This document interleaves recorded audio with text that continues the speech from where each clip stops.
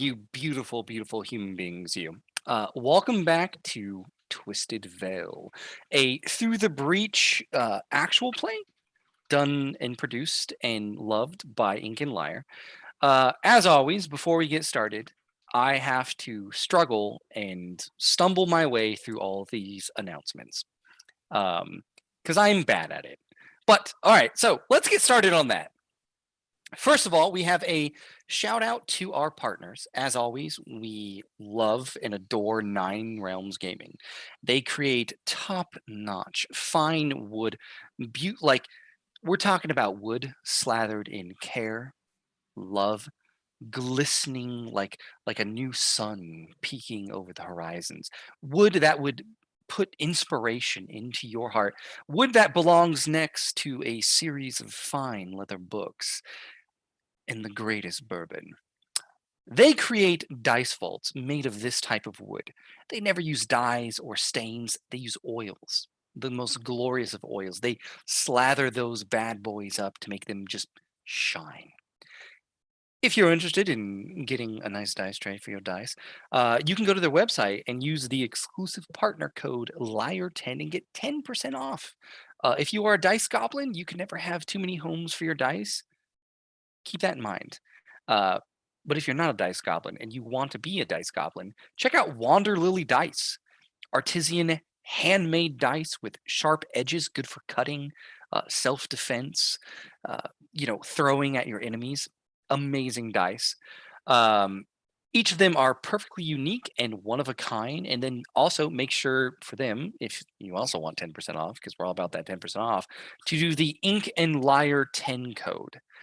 Shout out to Sirenscape for the ambient sounds, music, and their online player that we consistently use on stream. We also have a big announcement. I don't know if you can see it. I can't. But if you can, there should be a follower goal down here. Now, you might be asking yourself, what's going to happen if we reach 500 followers? Well, we are going to let you all help vote on our theme for the next charity live stream. Got to give back to the charity and the community. There are a lot of themes. There is My Little Pony. That'll be interesting. Fallout. There's a game for that. Star Wars. Regency. I personally have no idea what that is. Jim Henson's Labyrinth. Hold on. Vote for Labyrinth. That sounds pretty cool. Sailor Moon, Neverland, and Borderlands. But personally, I know what I'm voting for. But yeah, so you'll be able to vote on what game we're going to play for a one shot. It'll be awesome. Let's reach that goal and get another charity live stream going on around here. The last one, if you haven't seen it, the Christmas one, very fun, very great. Lauren did an amazing job. Just a note, we are going to subscriber only our video on demands on Twitch starting February 1st, which is right around the corner. We want to add more value to those who are supporting us via Twitch subscription. It's a great thing for us, but you can still catch up on us. Like if you can't afford to subscribe, you're stuck in the COVID, that's fine. We've all been there. We're not gonna twist your arm or anything. Don't worry too much about it. You can still find us all on YouTube. Just our stuff will air a week later. So you'll kind of be a week behind, but yeah, no big deal. Just helps us out and gives a little bit more love to our subscribers. Lastly, a reminder, our Discord channel is public. You can always come and chat with me, ask me questions about Through the Breach, and find out how little I actually know about the very expansive lore of this system. And talk about DMing, maybe help you want with monsters, or just maybe ideas. I love talking about that stuff. I'm on every Facebook thing. I'm constantly interacting with the fifth edition community, the Through the Breach, and everything. You can find us on Discord. Talk to us there. There are Discord links in the tab on our Twitch profile, and you can pull it up by using the command !Discord. As always, Ounce's Music is a musical artist who's responsible for most of our soundtrack. If you like his stuff or really want to hear how awesome he is, check out his music at Bandcamp, Twitter, or Instagram. Got to give a shout out to those artists. And before we get started, as always, viewer discretion is advised. We deal with some mature audience themes here, like gore, horror, phobias, drug use, adult language, because I'm terrible at not cussing. I apologize. Uh, but yeah, just viewer discretion. And with that, grab what script you can find, tip your hat to Lady Luck, and let's board the train into tonight's episode of Twisted Veil.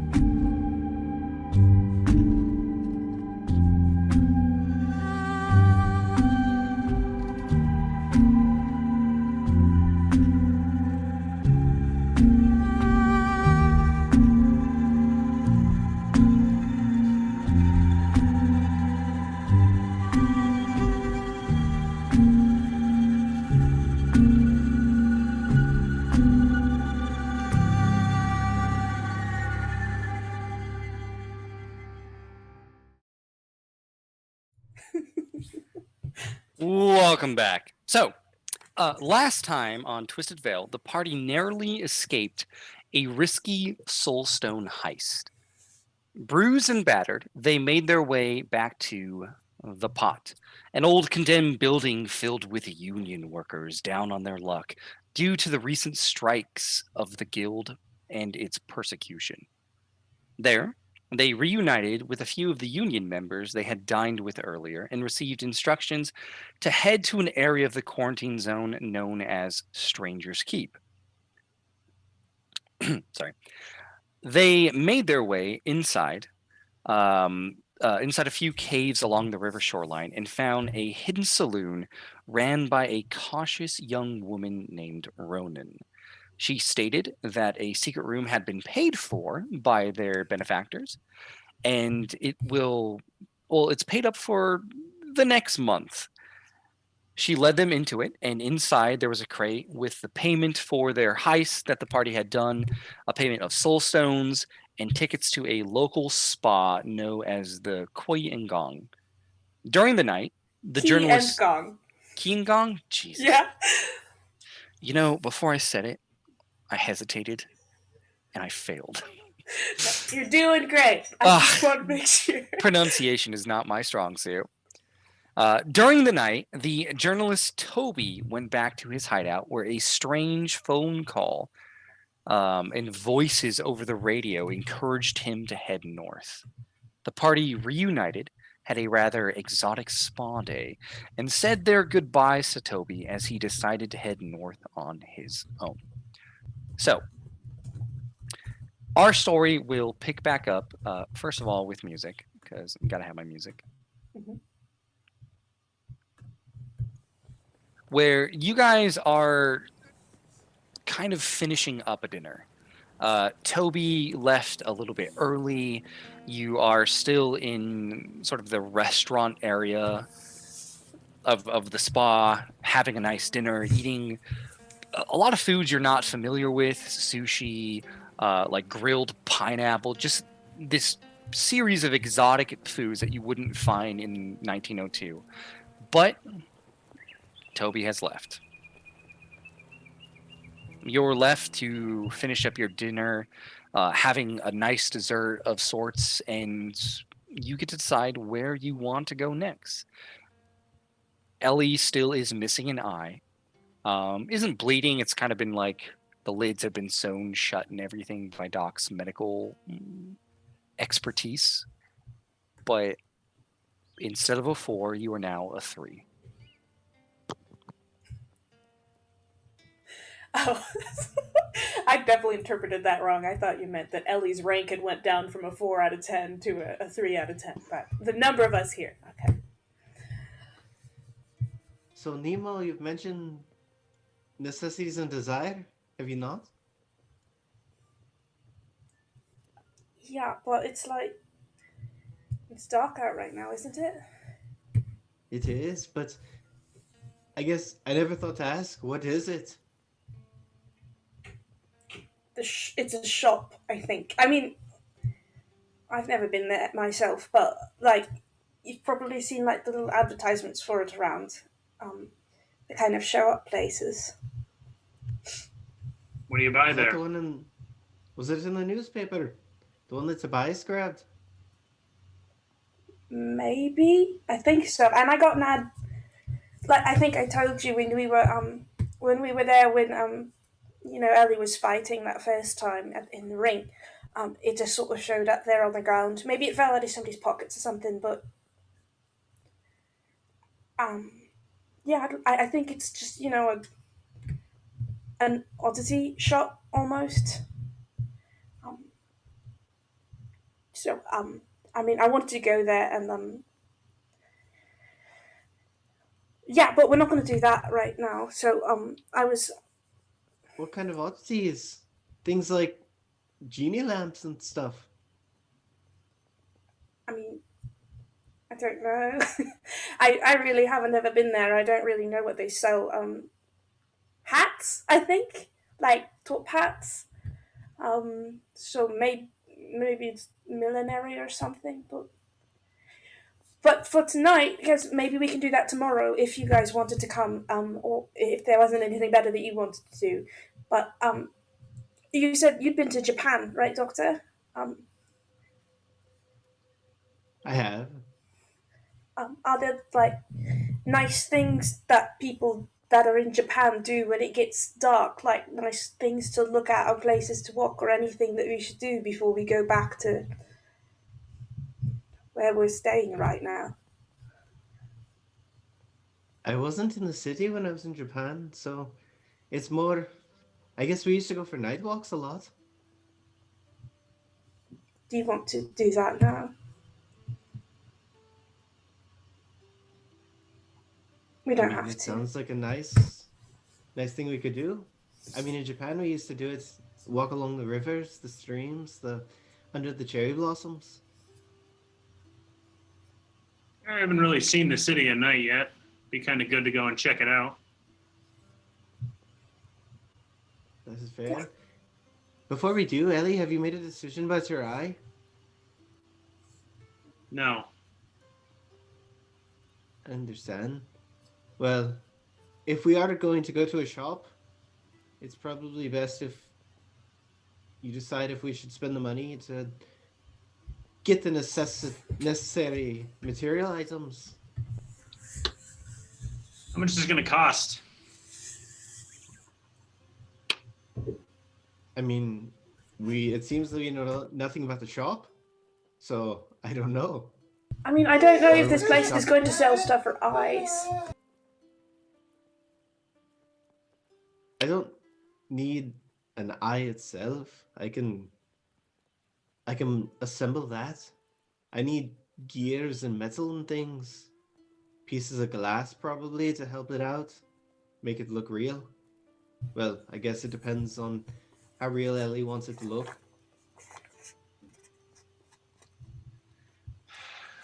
Let's go for the walk. I personally, just so you know, not too interested in getting another mechanical thing put in me. At least this time, though it sounds like I might get a choice. I would prefer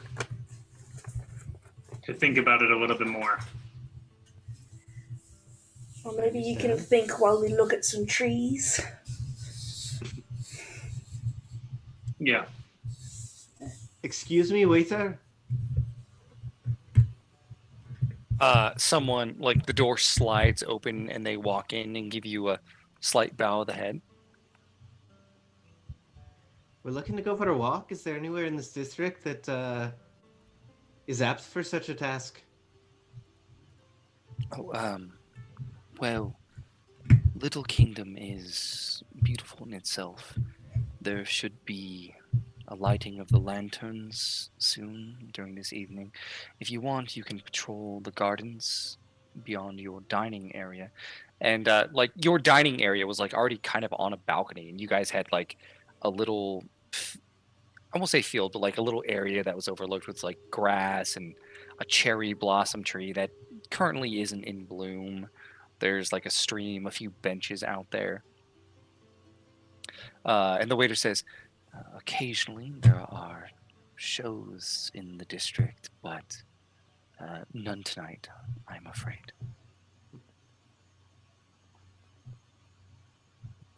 Appreciate it. Do you have anything that we could take to go? Like a tea maybe to settle our stomachs? Of course. You're at a tea house. We will come back with another pot. Thanks. He leaves. He comes back, brings out this beautiful tea set where the glass, or not the glasses, but like the cups are like, no handle, made of porcelain rimmed with gold. There are linens embroidered, and the pot in itself is like a deep black iron pot with painted filigree along it, looking like birds and like resting on a chirping flower. And he brings it back out and says, you may keep the cups if you wish. Do I feel like Appreciate this is a trap? I don't know. Do you? Like, he seems to earnestly be giving us these cups, right? It's not like a see if you take these cups, see what's going to happen. No, since you have been here, they have been very accommodating. They have instructed like how to eat all this exotic food. Like, a lot of times you guys are given things you've never even seen before. You're like, a pineapple, I don't know what that is. Like, and like there's flowers on the sides, but like they very politely instruct, like, the flowers are for decoration, this is for eating. This area knows that Malifaux, and because it's 1902, like there's not food going everywhere. Last session we had like pizzas, like the jam, right? So like sushi, pineapple. A lot of people come in here and are like, what is that? Do I eat the rind? But they've been very, very kind in helping you. Like, a lot of times they even ask, like, do you understand? They're trying their best to make it polite, but putting you in an awkward situation. So like you think like this is another thing where you ask for to-go cups, and he's just like, you can keep the china. It's not a trick. He's just trying to be accommodating.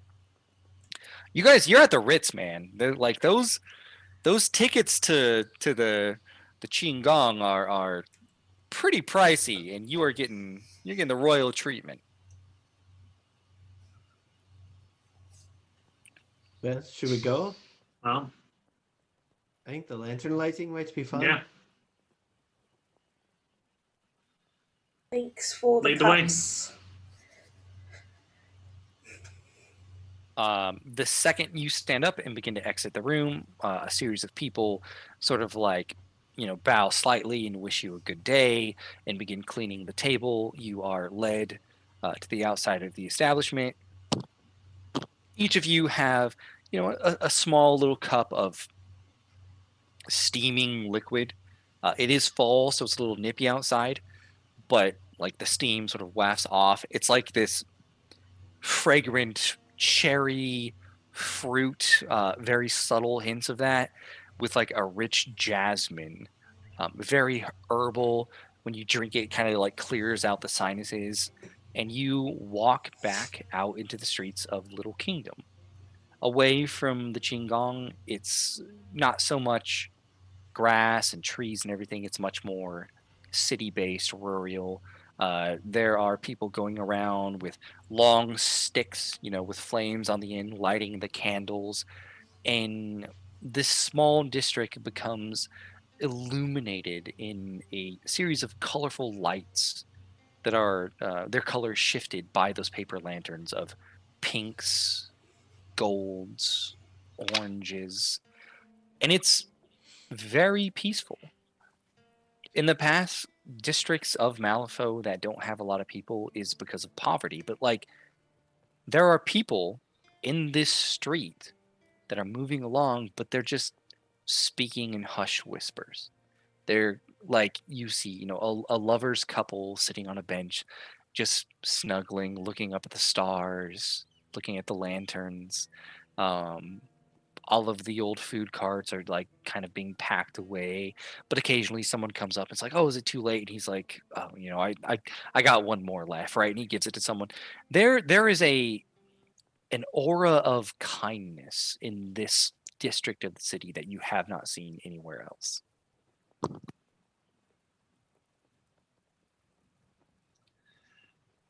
Ellie's walking, definitely keeping an eye out for anything that may be out of the ordinary, but otherwise generally just sort of either trailing along or just kind of keeping up with the other two. Right. And at some point in time just says, so, Doc, Nemo, we have a lot of money. What are you going to do now?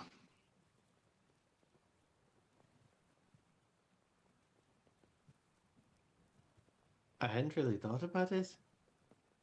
Other than, how hard do you think it would be to get a hold of more of that red liquid that they used at the hospital? Never seen it before. I mean, I have that contact, somebody I have to meet up with. Maybe he knows a way. Are you talking about the guild member that you were talking to at the hospital? Yep. I know there have to be folk outside the guild who are trading in it. There's no way that there isn't. Brent, do I remember ever seeing it traded? Was it ever in my house? No, the first time you've seen this red liquid, which everyone would know at this point is medical syrup, is what it's called. Very good name. Very good name. It's called medical syrup. That's the first time you've ever seen it. Now, if you had someone who grew up very involved with the guild and worked for them, you might be able to learn more, but unfortunately, at the moment, you do not. Well, then do we want to... I don't know, do we want to check with the guild contact then and go after that and see about it, or... Yeah, why do you want it? I mean, it seems to be some sort of a miracle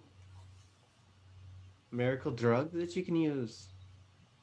I mean, it seems as though you have to be, well, wealthy to get your hands on it, does it not? And if I could get some and possibly reproduce it somehow, I just feel like it could be a way to help the poorer folk.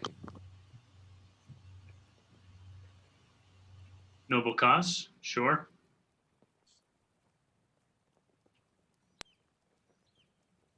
Bet you with our money and with that contact, we might be able to find something. I'd rather not push it with the guild. I mean, asking them if the guild has all the supply control could be an okay thing, but I don't know if I don't want to push a guild member. You know what I mean?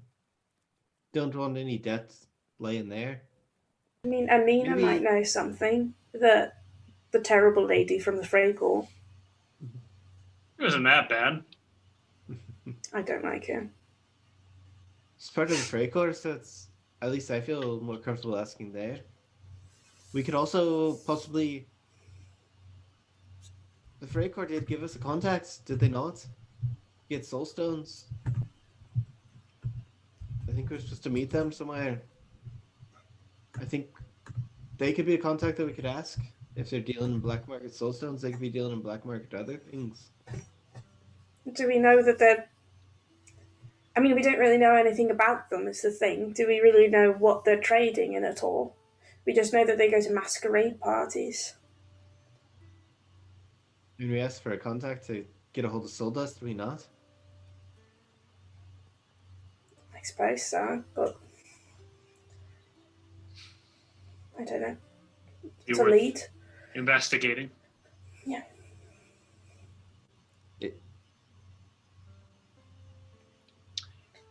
I don't really know what I'm going to do now. I mean, I'm going to stick around with you guys, of course, but like, I mean, it kind of, I don't want you to think that I've been like, keeping things from you or anything, but like, it hasn't really been relevant up to this point at all. And well, I've been looking for somebody for a little while, and I'm thinking when we go to the shop tomorrow, they might be there. And if they are there, then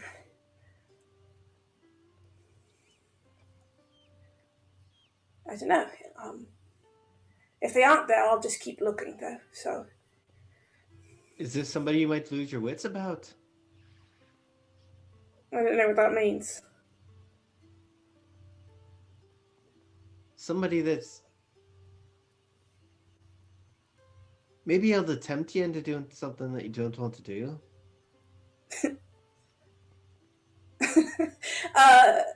I mean, he's no, I don't.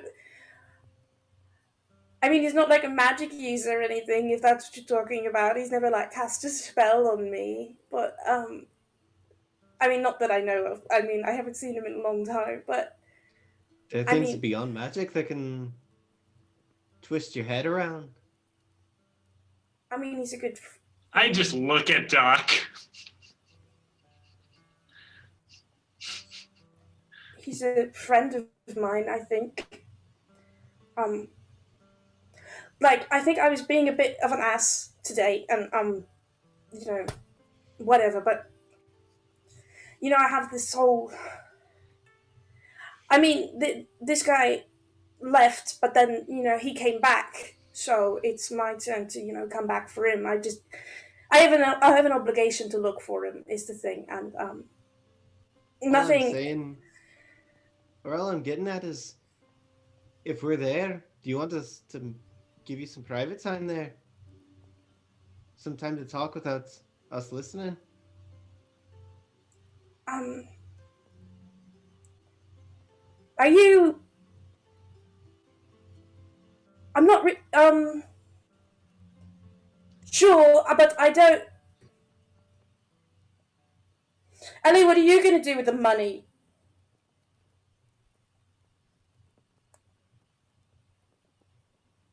Did you Like, what's say your Ellie? plans next? Oh, me?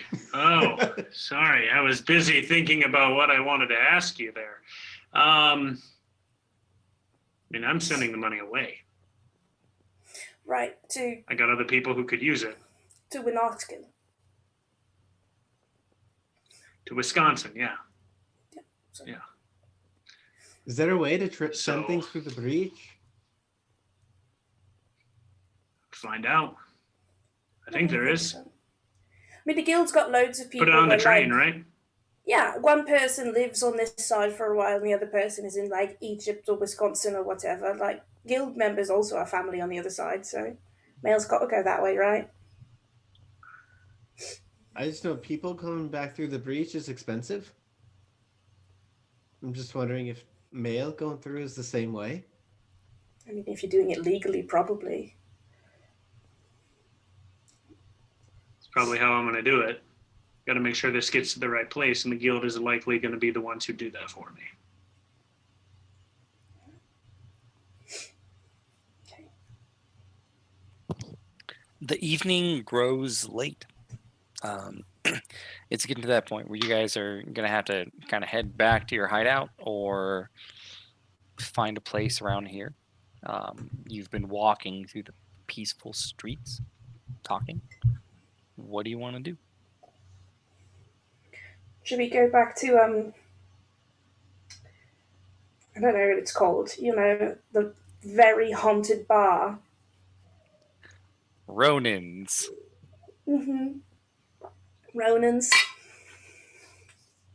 Probably the safest place for us to go, yeah. Yeah. I know she was wanting us to like pay for something. She wanted us to buy some things from her, I think, if we wanted to. But we can do that in the morning because it's getting really late. Yeah. Now that we have all this money, everyone's going to try to sell things to us. Yeah, that's how that's going to work. Let's go. Yeah. We head back towards Ronan's. Okay. You guys head back. It's pretty late in the evening. The bar is mostly empty. The beat up old untuned self-playing piano is no longer playing. She gives you a nod, and you can see like she's mid cleaning up, wiping down the bar, glasses. And you can open the door and head back in and have a nice night of sleep. How many beds are there down here? I forgot the bed situation. I believe there was 2, but Okay. there's 2 beds. It's a big room, and part of your King size reward, beds. we will say, is that they said more mattresses would be coming, and they also left you essentially like a little ledger where if there are things you need that are not like simple things you need to live, they will get it for you. You just have to fill it in this ledger and it'll magically happen. But it's in one of the steamer trunks at like the bottom of one of the beds. They also gave us a bathroom with a tub They did. in case Nemo needs to sleep in the tub. That's true. Is nobody going to sleep next to the door, though? No, it's Doc's turn. Okay. It's a Doc. You're on the door. No problem. I think I'm right. Who did it last time? I believe Nemo did it last. I think so, yeah. Right. And when 'cause Tobias comes James back, came and visited us. yeah. And when Tobias comes back, he's going to have to do it a bunch of times in a row because I don't think he's ever done it. Then it's my turn. Nope. So it's my turn, and I agree. Doc could get it in the rotation or Tobias could get it on the rotation, but it's my turn. It goes me, Doc, Nemo, me, Doc, Nemo right now. So. Okay, so I take a bed. Okay. We go to bed.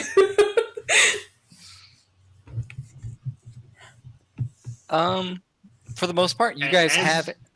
Oh, go ahead. As we go to bed, I want to shake Doc awake in the middle of the night. You could kill a man? I have killed a man. So yes, But I yes, mean, I could. by waking him up like that? Look, not important, all right? Don't tell Nemo. I'm scared to get my eye fixed. If you tell anybody I've killed a man, good night. And I go back and I lay down at the door. Right before I put you my go, hat over my face. Right before you go, I'll grab your arm. What are you scared of? Last time I got one put on me, I didn't have a choice. So it left a mark on me, and I'm still paying for it. I don't trust him. And admittedly, I don't trust that it's going to go well for me at all. I mean, I don't know if I surgery, can handle it. There's always a risk in it, but I mean, I can promise that I'm not going to mark you with it any more than you wish. I mean, if it makes you feel any better, I guess we'd be completely matching then. And I will, I'll pull off the porcelain side of the mask, or the porcelain part, and behind it, you see like a quarter of Doc's face is essentially like mechanical gears spinning and things, and all you can see is just the break of the eye, there. and just quickly shows it to you, and then puts the porcelain mask back on. You could kill a woman keeping surprises like that. I guess you could. But it's not as bad as you think. It feels like normal once you get used to it. Feels a little strange at first, but I guess the advantages of having two eyes outweighed the temporary discomfort.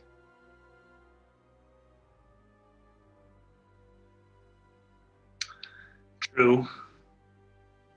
You gotta admit, though, and I pull back the bandages, I look pretty gnarly, right? Oh, trust me, if the goal is to intimidate, I'd leave the eye out for sure. But if the goal is to aim, I should probably put it in. I'd agree with you there. I mean, was it your Think aim about eye? it. No, fortunately. That's good. I mean, it's on your time. I'm not in any rush for it.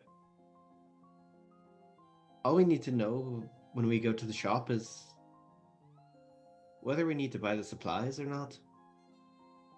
When the surgery happens could be down the road. I mean, it's going to take me a day or two to make the eye itself. It's good. I need the time. I'll think on it. Let's sleep on it. Yeah. Don't tell Nemo. Good night. Good night. Right. You guys have a peaceful night's sleep. No one disturbs you. Occasionally you can hear like kind of the trickling of water outside as it begins to rain and echoes down these caves. But you wake up the next morning. If you want it, there's breakfast waiting for you at the bar. Meals are not included, so you will have to pay for it, but Ronan does have like some toast and eggs laid out.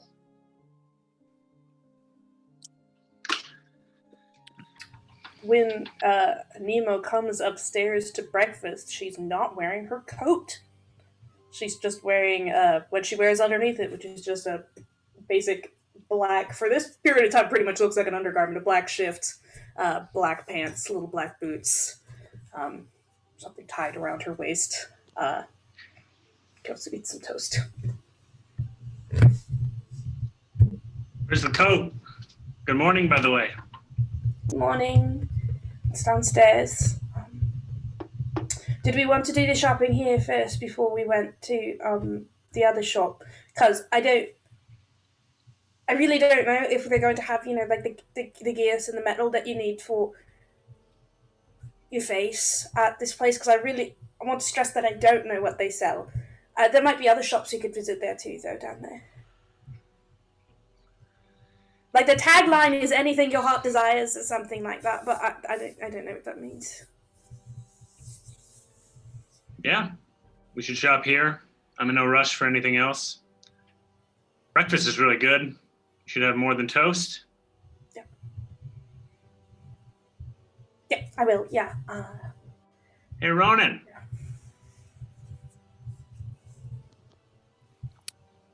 Boy, what can I do for you?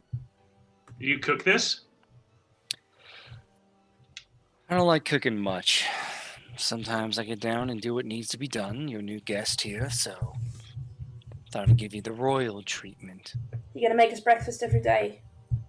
You gonna pay me coin every day? Probably not. Then probably not. Right. I'll pay you in compliments.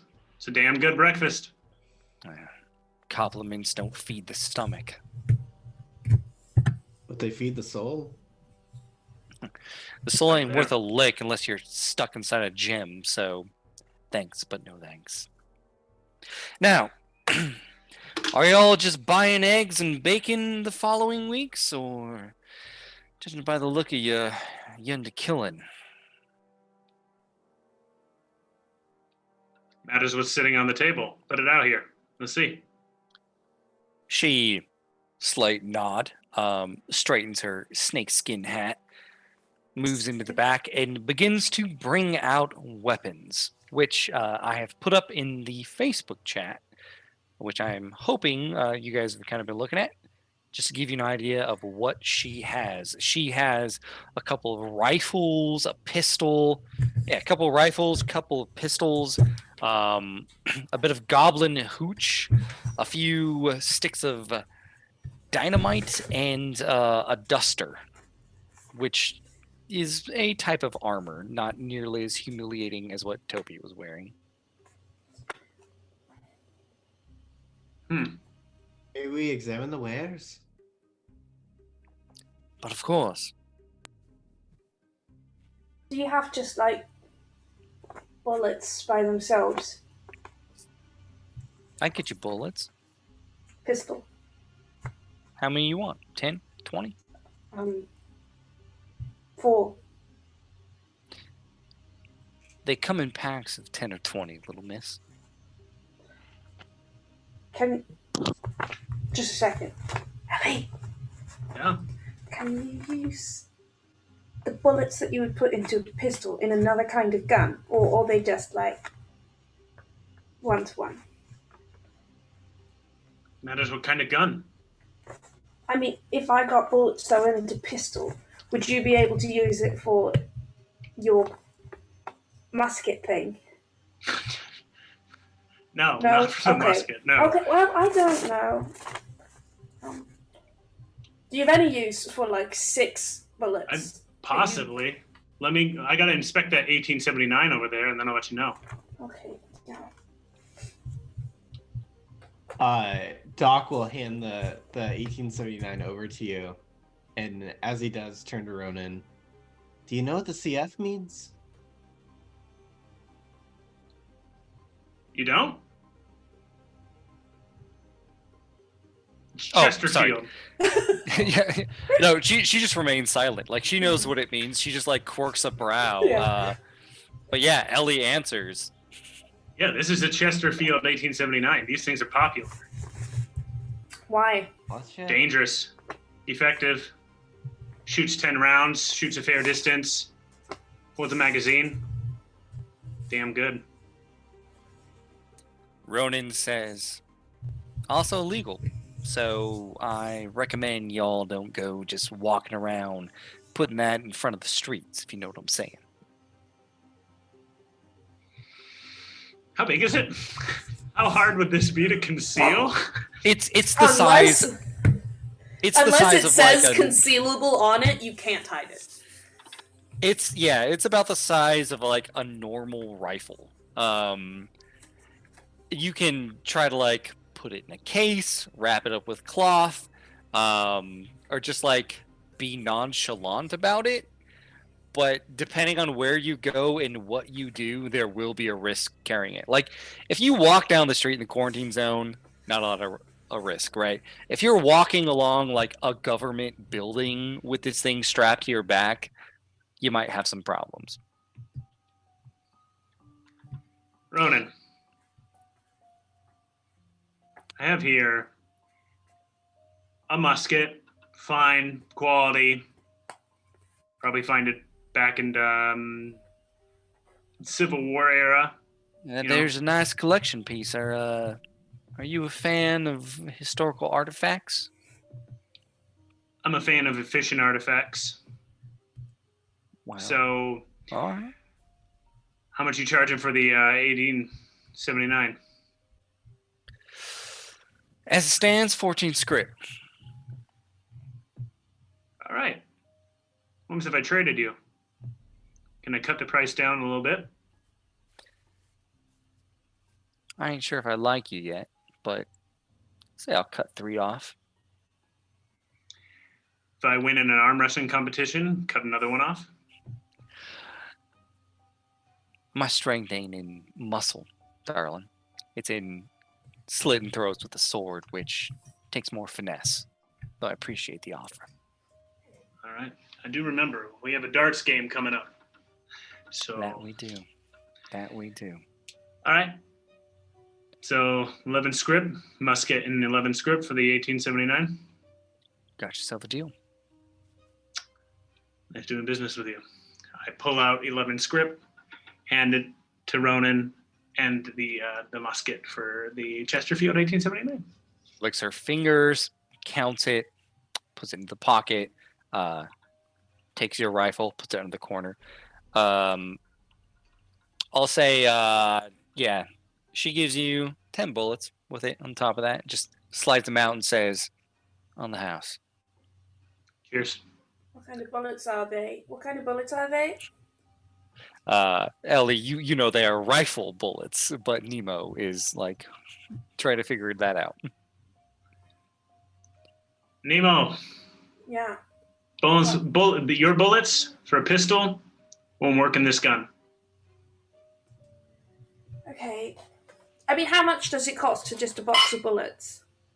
Or like half a box of bullets? Have you ever sold half a box of bullets before? She says, well, you see, the Fate Master wasn't expecting you to buy bullets, so give him a second. I Right. got them up right here. What are you looking for? 20 bullets or 3 script? Yeah, 20 bullets, 20 pistols, if you can.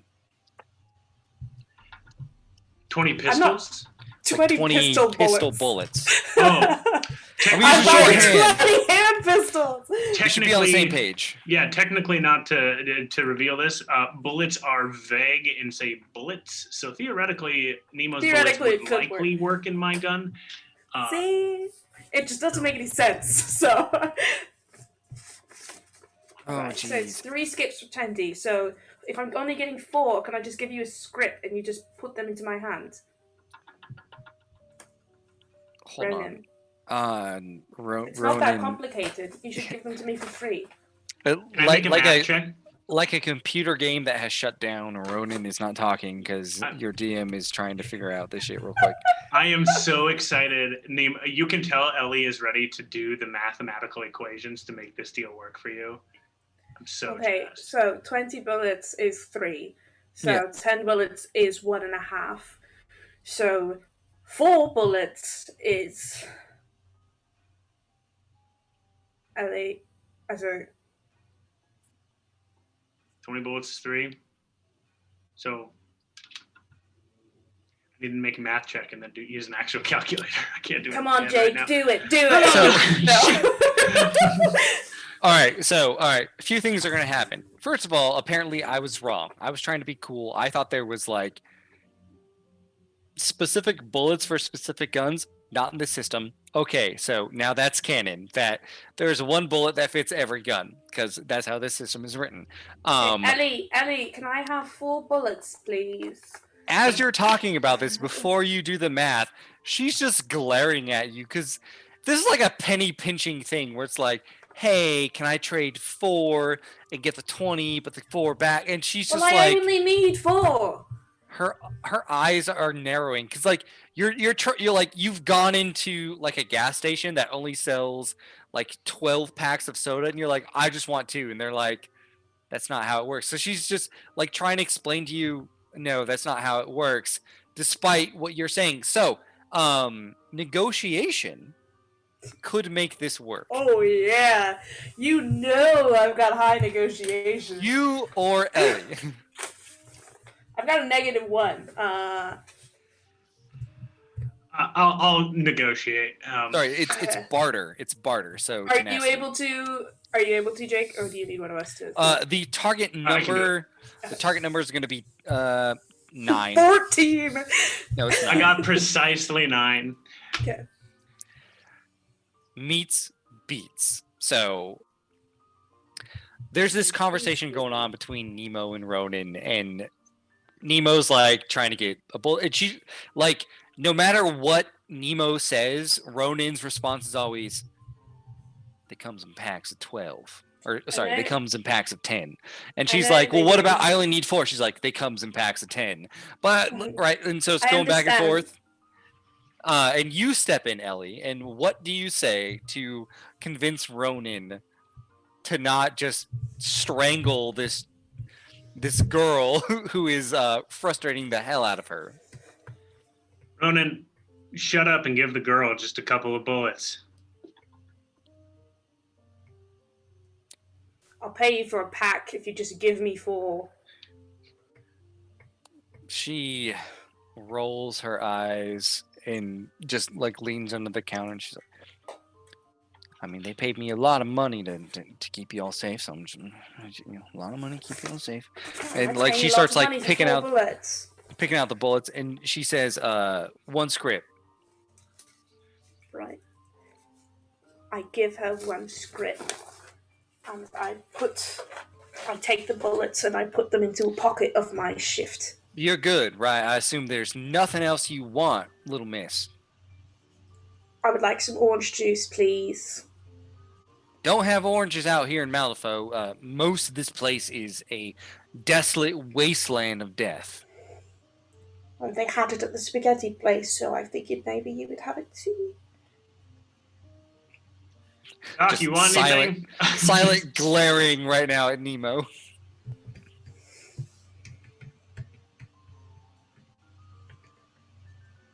Doc, you want anything?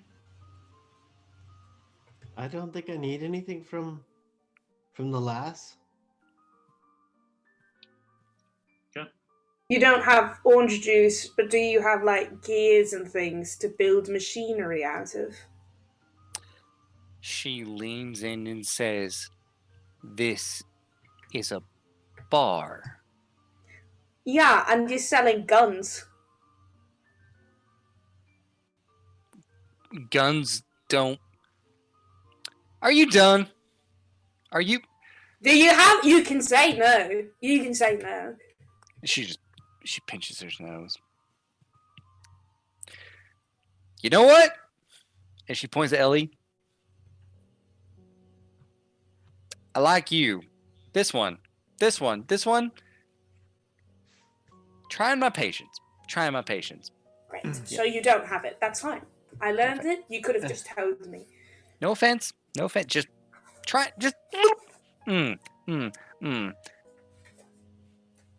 Actually, do you have any strong whiskey? Hot damn. Gremlin Hooch strong whiskey. We got a shipment in a little bit ago. I can fill you up. I'll tell you what. If this one drinks 2, on the house. What, me? You know what? In my experience and what I do, I think people are more likable when they're drunk. And little miss, there are a few people that can get under my skin right now, and you are trying my patience. Right. Well, It's the morning. I'm not looking to drink it. Well, I can tell you some hooch to throw and burn, but I'm gonna say right now, my ex-lover, I was about 2 steps away from slitting his throat, and then we got drunk and became best friends. And I'm looking at Little Miss here, and I'm thinking, you know what? you're thinking we could be lovers. I'm thinking we can be best friends, and I'm thinking maybe we can get to a point where my teeth aren't grinding on themselves from frustration. So, yeah. I got some Gremlin Hooch if you need some flammable alcohol. I'm more looking for something. Say I have a patient that needs to take their mind off of things, or I need to sanitize something. Looking for something like that. Preferably not. I mean, it can be flammable, but preferably not combustible. Well, Hooch makes the I mean, it definitely dulls the pain, but it makes the blood a bit thin. I'm afraid probably not so much. Not so much. You don't have any normal vodka or whiskey that you could sell? I have whiskey. Vodka or whiskey? I mean, I have hard alcohol that isn't. Well, I mean, most alcohol is mildly flammable. I have hard alcohol that isn't as flammable as Gremlin Hooch, but nothing. He told you he wants to buy whiskey. Whiskey it is. Whiskey, yes. I look, if I sell you the whiskey, will you take her and go? It is like 9 a.m. right now, and And you'd like to start drinking. this girl is trying my patience. I'll tell you what, if you sell me a bottle of whiskey, then we'll finish our breakfast and leave. Sold. Script. Perfect. Slams Costs down. the same amount as a full bottle of whiskey. She slams down the bottle of whiskey, sold it very cheap once Doc said what he said, and just like kind of like goes into the back and doesn't come out the rest of the time you guys are there.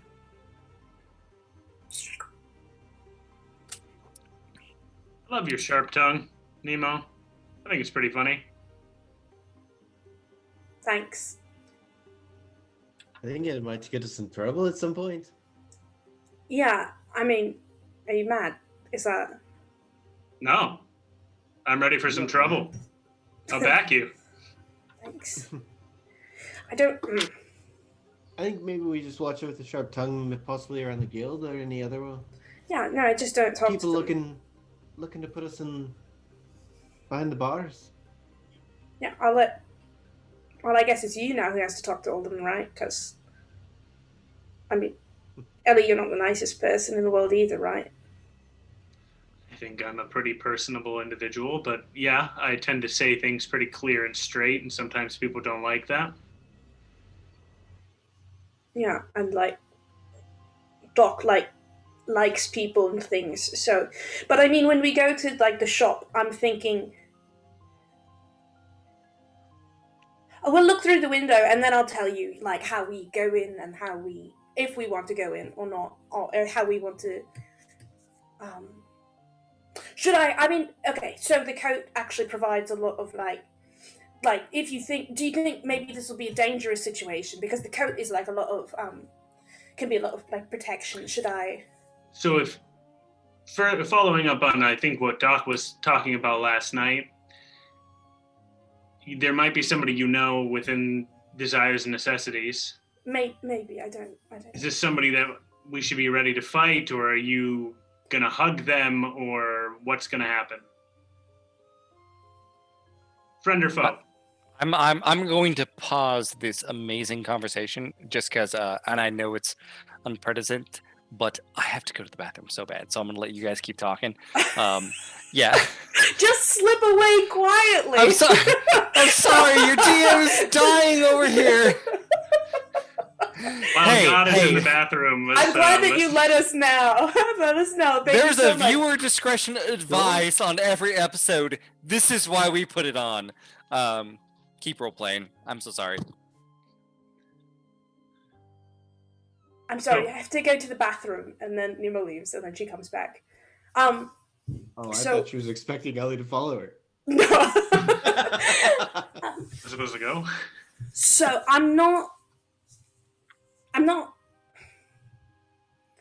don't know for sure. I mean, he was my friend. I mean, I don't have. I mean, obviously, I don't have very many of those, and I don't really necessarily remember exactly how things were left off between us, but it really depends, like how some things looked to him. But I think there's a strong probability. I don't think he'd like attack us or anything, but I don't think so. I don't. No, it's probably okay. What we might want to do, depending, and again, I'll decide once we like look through the window, is if he is in there, and I do see him in there, then we might want to go in and kind of maybe be incognito for a moment while I just sort of, check things out and see if everything is okay. And I don't really know. I don't know at all. Would you like one of us to go in and ask? I Ask don't for know. him. Ask for him by name, and if he's in there, that way you can be prepared when you walk in. He's pretty recognizable. He's blonde. He's about my age. He's got lots of tattoos of like texts and things. He's got blue eyes and he's very pale. And his initials are SR, and he's very tall. And I'll recognize him when I see him. So, but, yeah, if you wanted to go in first. Okay. Is there an issue with saying his name? I don't know. It's. I don't mean to push. I just going in there looking for somebody may not be the most efficient use of time. I know. But I mean, if there's an issue, I'm fine just looking. No, I don't think there's like an issue with his name. It's I mean, I know for sure that his initials are SR, and I know that he didn't like to be called Sam, and that means that his name was either Samson or Samuel, I think, unless there's others that I haven't thought of. And his last name,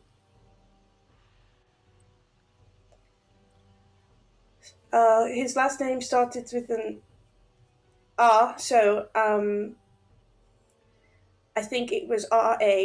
So you can ask for a Sam R, and like he'll know maybe that you don't know him very well. Yeah.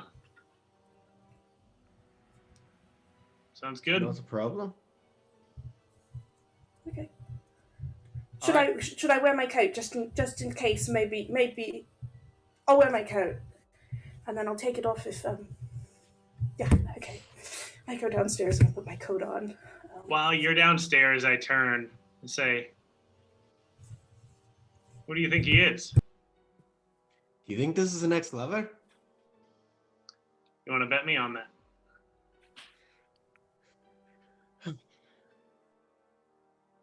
I don't know. Possibly. Okay. I guess. What are you giving the odds? I mean, 1-1. 50-50. What do you think he is? What do you think the relation is? I don't care. So, I mean, if it is a lover, it seems like it might be a one-night stand. And she can't say his full name. Doesn't even know his name.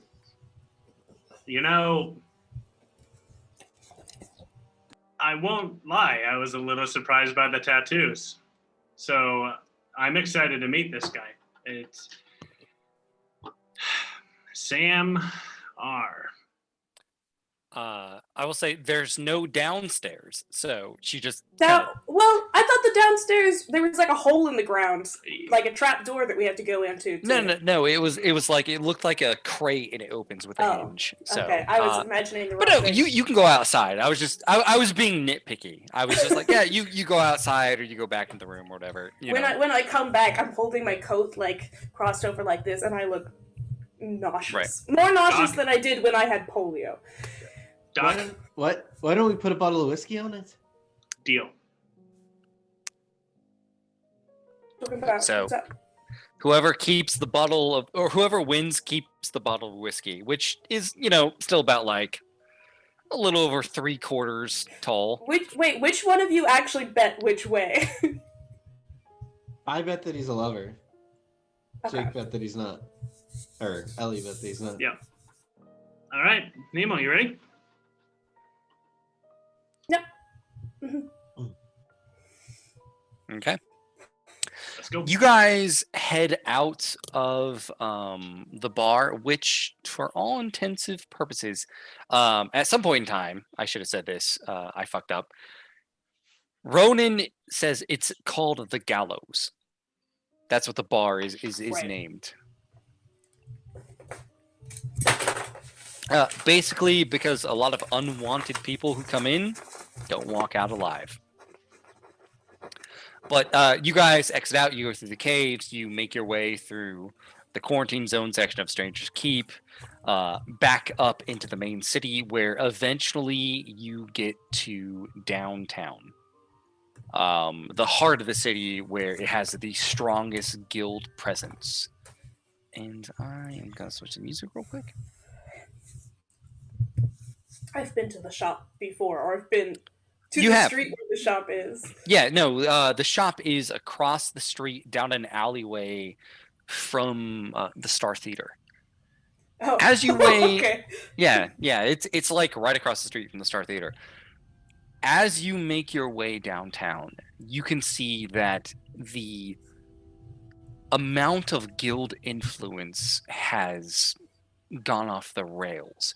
You are like moving through the downtown, and there are like small groups of maybe 10 or 12 just marching, pulling aside anyone they can see, talking to them, questioning them.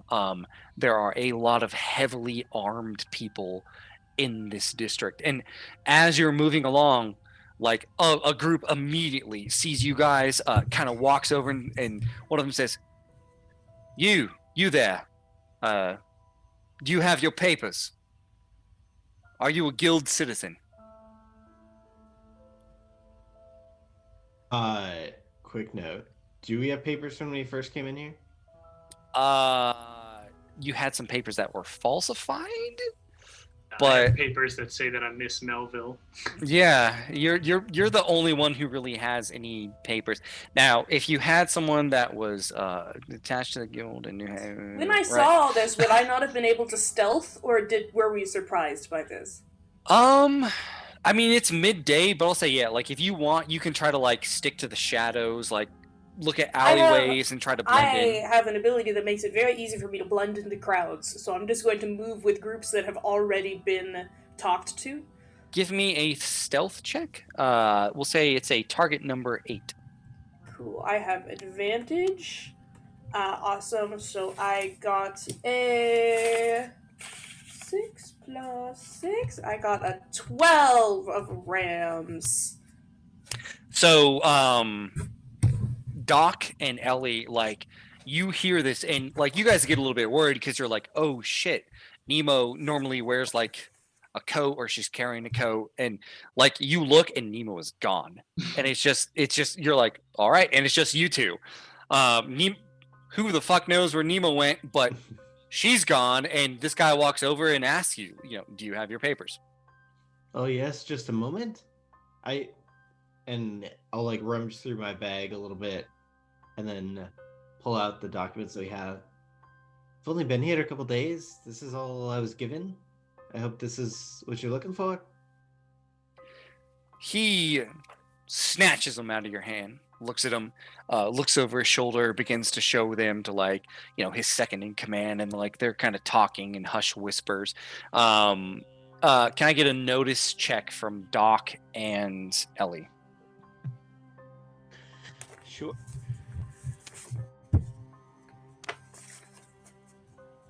All right, I got as I'm kind of just like looking down. I got an 11, as I'm kind of like, I'm not important. Look at Doc, I got a Okay. 4. Doc, you are kind of just looking around, not really sure what's going on. You can't really hear the mumbles. Ellie, you're doing a mixture of like reading their lips and catching like the brief amount of whispers. When Doc, you try to hear the whispers, like there's a carriage that goes by and the clopping of the hooves is just too loud. But Ellie, like you're, tilting your head, leaning in a little bit, and you hear them, and they're kind of like, I don't know. We were looking for a group of 4. There's 2. Yes, but she does seem to be missing an eye. Wasn't that one of the things we were talking about on people we should come in? They're not exactly guild members. Yes, perhaps we could arrest them? And like that's kind of the conversation that's happening right now.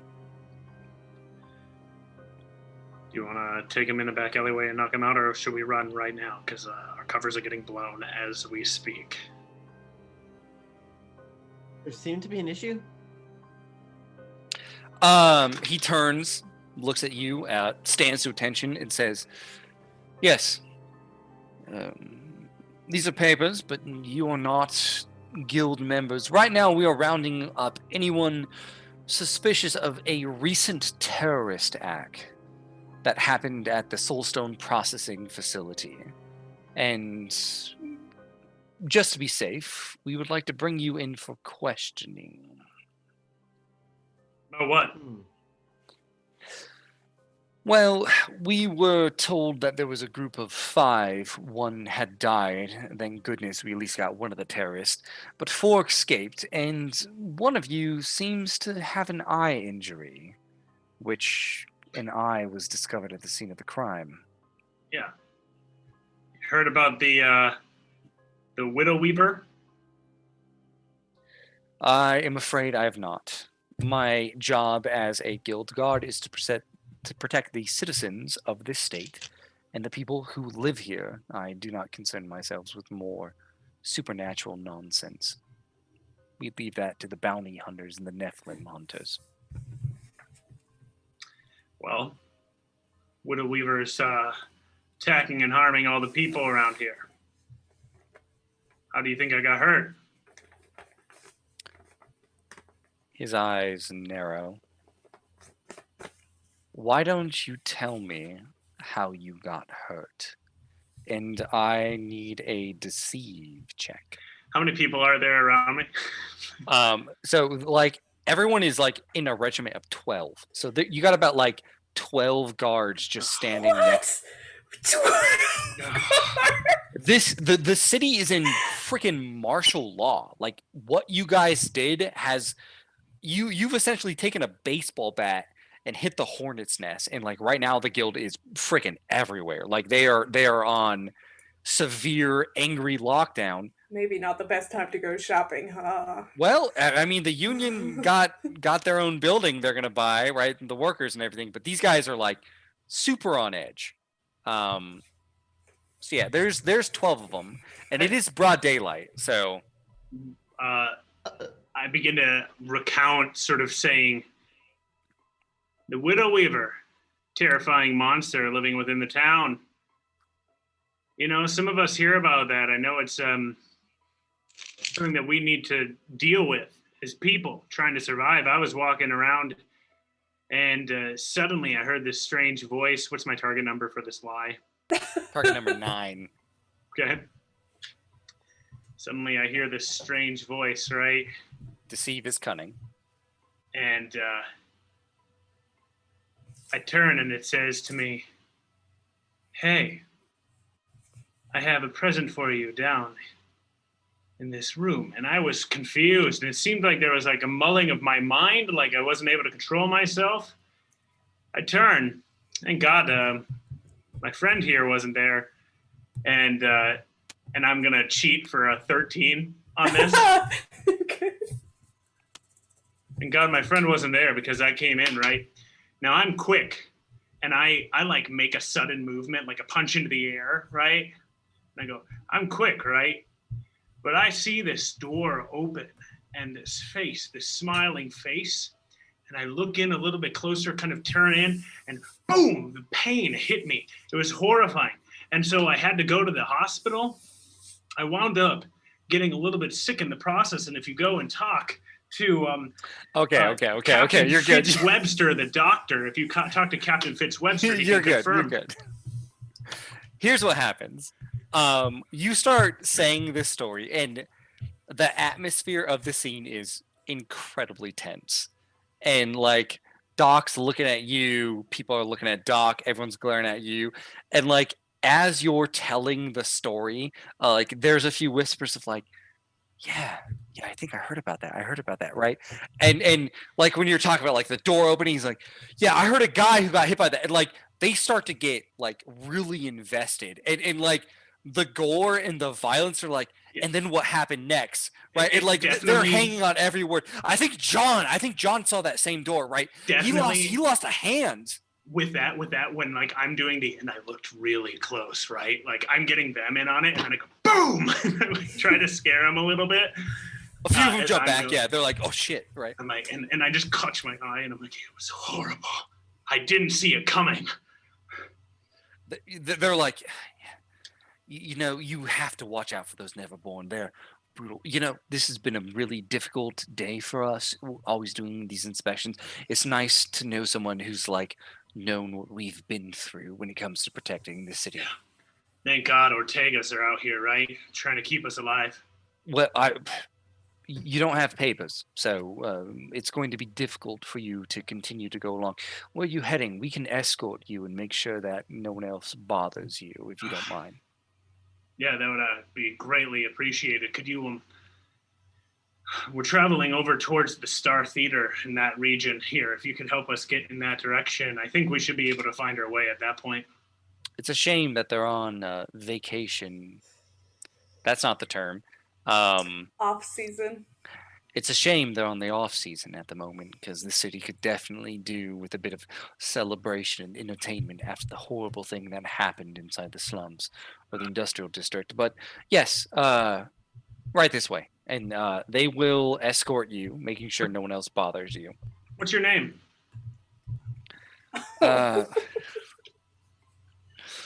Jeez, I hate you, Jake. Joshua. No, I've used Nope. Joshua. Gregory. Gregory Smalls. It's ironic because I'm a tall man, and my last name is Smalls for my family. No judgment here. What? Apologies, we haven't been here for very long. Recently through the breach. What papers were you looking for, and how do we get a hold of them?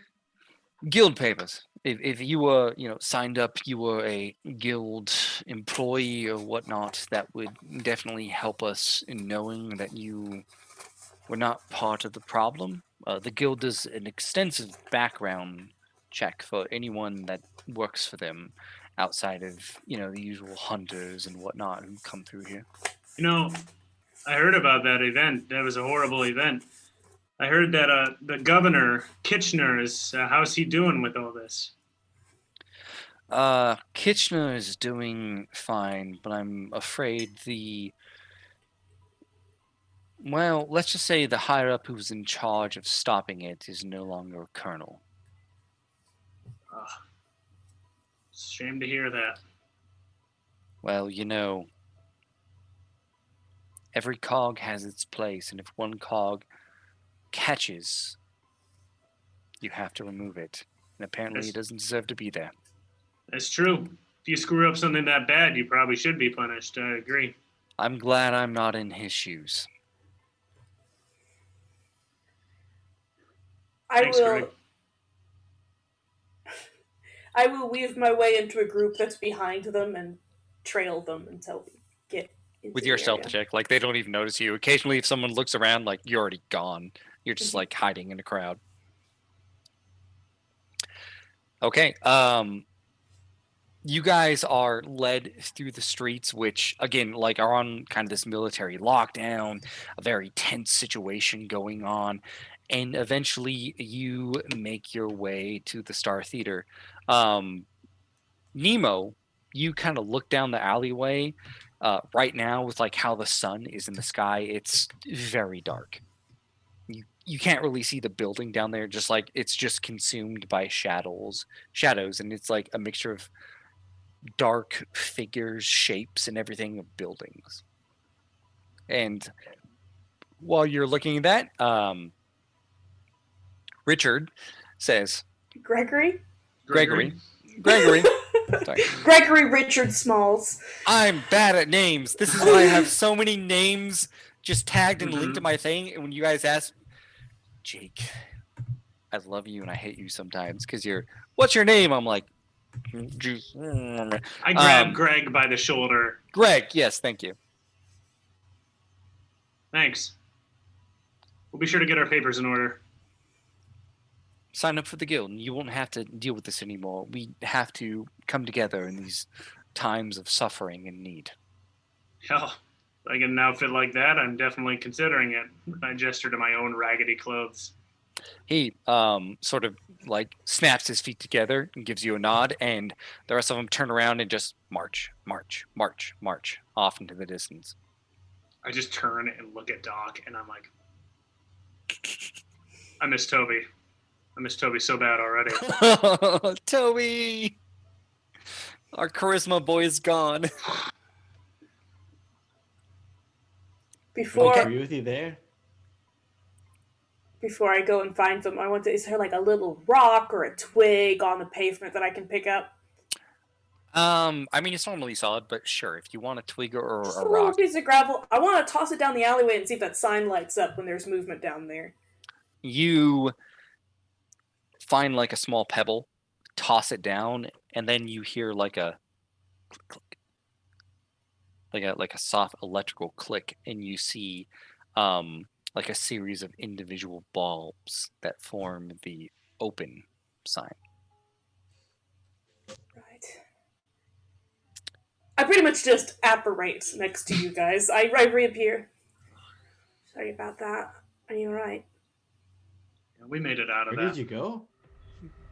Not there. I mean, I was pretty much with you the whole time. I was just, a couple steps behind.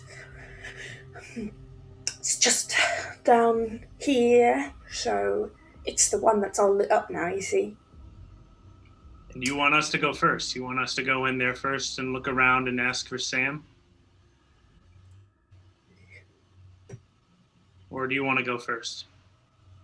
I'm thinking we take it in steps, right? That we go up to the building and I look through the window. And if he's there, wow! Whew. And if I don't see anything, then you guys go in and... Yeah, Sounds good. Yeah. that sounds great. Lead the way. Anyway, I head down to the shop. I walk down to Necessities and Desires and I'm assuming it has a glass front. That's what I've been imagining, so we can look through inside. So you walk down the alleyway. I take my coat off and I put it over my arm.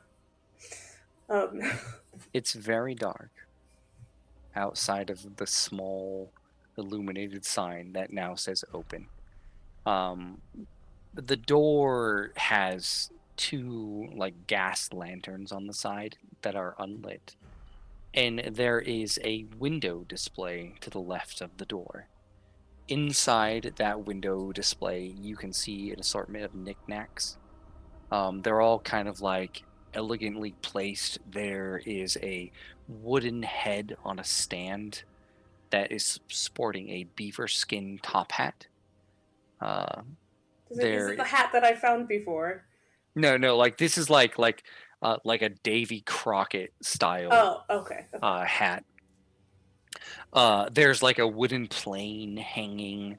There's like a china tea set, a few dolls in the background, folded up clothes, books. It's like it's a cluttered display, but it's been spaced enough that it's almost welcoming. It is a display that speaks of what Necessities and Desires has. The music disagrees with you. Oh yeah, that's not working. Let's see. No, I mean the tone is there.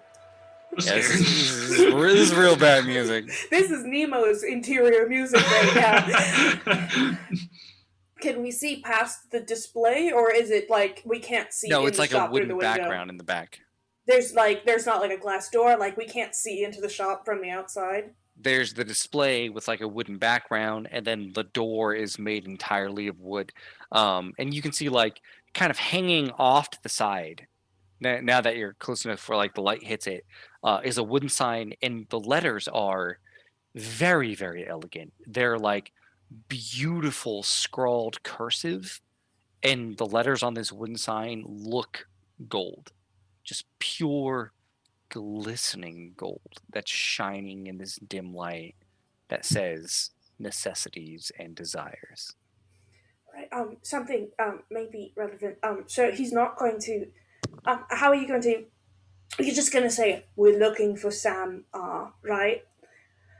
Or because he doesn't necessarily know the name Nemo, or Teresa or Mary or whatever else. So he might not.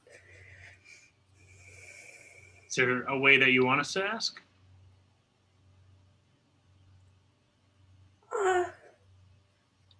just if there's a Sam R and ask him how he's feeling, and um, say that his good friend from downstairs is here, has come back, and she has some things of his. Sounds good. We can ask that. Do you want me to? Did you want me to tell him that there's a risk that he's caught something? Can do a checkup on him, make sure it's him. Like what? What do you mean? Like, I mean, I can't have given him polio. I haven't seen him that recently. It has been going about. I mean, yeah, I want to know if he's healthy. Yeah, he should. Yeah, I mean, don't say anything like weird, but if he's, just check to see if he's feeling okay. Yeah, he's kind of sickly, when we were.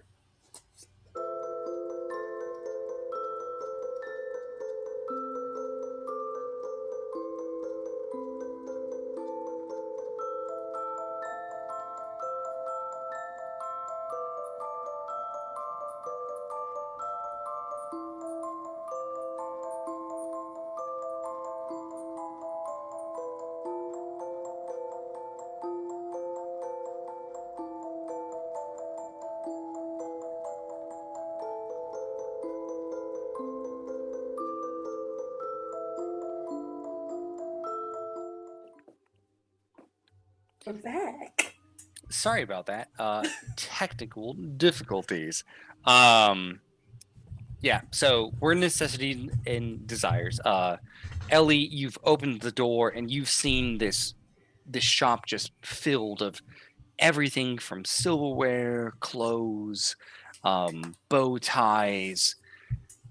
All like when you look at the ceiling, there's like this beautiful wooden ceiling, and hanging from it are like little model dirigibles, planes, maybe not planes, just dirigibles, because I don't know if planes have been invented yet. Got to get up on my history. Dirigibles, yeah, tons of dirigibles, and like maybe there's even like boats and ships hanging. And standing over a glass case at the center of the room, and behind him, leading are like these hallways with all these shelves and everything, is a man. An older man in a bowler hat with a handlebar mustache, and he's grinning, and he's wearing a very fine black suit. You can see that there's sort of like the French cufflinks that come out, and he has like jewelry sort of clipping them together. And he says, "Welcome, welcome. Pray tell, what are you fond people looking for? A necessity or desire?" Possibly a little bit of both. You're looking quite dapper today, my friend. Deanna, did you go into the shop or did you stay outside? I am outside. In that case, he says, "Please, please, come forward. What can I do for you today? Everything in my shop is for sale. But this here," and he takes his hand, and you can see his fingers are quite long. His nails also a bit long and a bit yellow. And he sort of drags them across the top of the glass case. And he says, "But these things in here, they're cheaper, but more expensive, I suppose you can say." That is quite the contradiction. While he's explaining this, can I look around and see if anyone else is in the store? The store is completely empty, except for you guys. We were wondering if we could find someone here. Is there anyone else in the shop?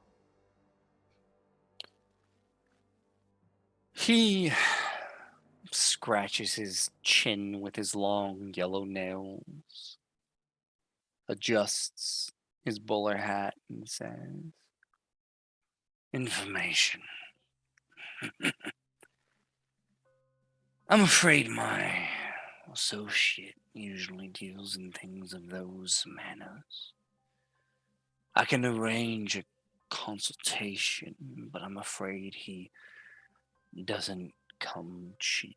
I'm more of a man of ownership, physical things. Well, we'll definitely want to talk to you as well, but what's your friend's name? Your associate's name? Well, the thing is, if you need to know something, anything, he can find it. So you have to understand he's not king. But Could you give us his initials? the price of 25 scripts, he will find you. I won't give you any initials. Kind of counterintuitive to the secrecy, if you understand what I'm saying. I mean, this gentleman seems like it could quite possibly be who we're looking for. Seems he doesn't give out his name much. Well, if it's not who you're looking for, I believe he can find who you're looking for. Look, I can't speak on behalf of him too much. I don't like to deal with his business, more of a side business he does. But if you have things, the right of ownership. Does he have blonde hair, blue eyes, and tattoos? Your increased questions are making me suspicious. What's your name? I do apologize. My name is Mr. Claude Godfrey.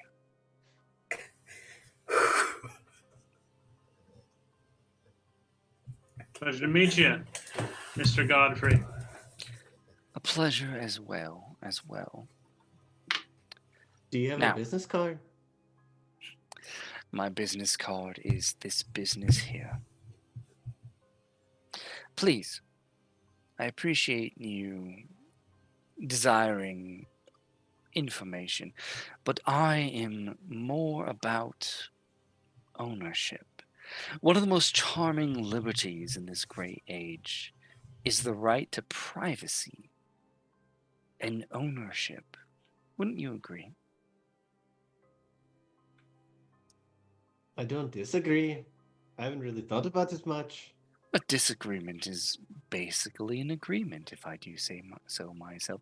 You see, once you own something, no one can take it from you. It is yours. It is yours forever until the end of eternity, until you sell it again. Information is fickle. It doesn't have a market value. Hence why I subsidize it to my associate. But let us put him aside. Please come in. Welcome to my shop. How can I help you? How can I give you something you need? Or You're talking in quite the circle. But maybe before you explain it all, can I go get our friend? She's sitting in the cold outside. the more the merrier. You can never have too many customers. If I'll you be don't right mind. back. Absolutely. Unless I'm not quite back. As Doc walks past me, I was still at the door. I just put a hand on Doc's shoulder and say, I've dealt with people like this before. I can do the talking. It's in so many circles, there's no logic behind it. Yeah, I'm used to this. When you come outside, Nemo has put her coat on and is taking it off again and seems like she's about to put it back on. I don't believe your friend is here, but he might be here, just not actually here. There's something about somebody deals in information. He has an associate, and his associate could probably find the person that you're looking for if you pay him enough. But that Okay. depends if you're willing to pay him, and I don't know. They wouldn't tell us his name or his initials or his appearance. They didn't give or... you like a title or anything. Like there wasn't nothing. Okay, that's all right. He is the collector of desirable information. I don't know anymore. Might, it could be. Seems like the kind of bullshit he would like. Yeah. Yeah. Yeah. Should I come? Should I come in? I think you're safe. I think it's more of a shopping trip at this point now. Oh, do they have like the stuff for Ellie's face area? I'll come in. I'll come in. I haven't gotten that far, but they do have dirigibles. I don't know what that is. Have you ever seen a balloon floating in the air? Looks. Well, have you seen a balloon before? Wait, have I ever seen a balloon before?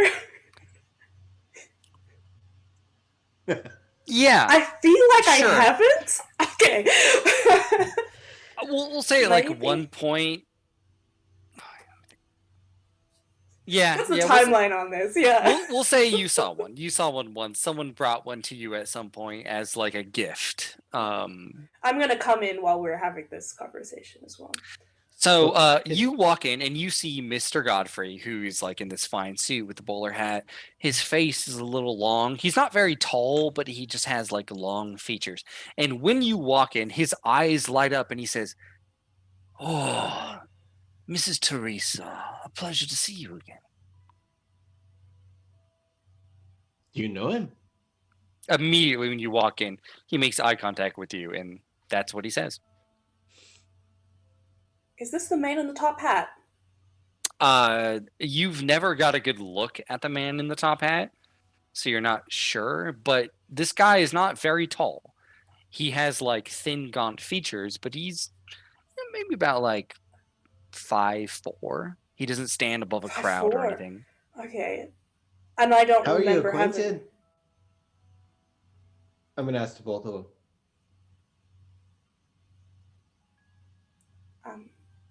Do you have any questions for me, the DM? Yeah, Brent, do I know this guy? You have never seen this man. Okay, good. I did not mean Never in your forgetting life. something. Have you ever been taller? I'm afraid that this is as tall as I've always been. Though I've always wanted to be a bit taller. It's a desire, I suppose you could say. Right. But not a Welcome necessity. back.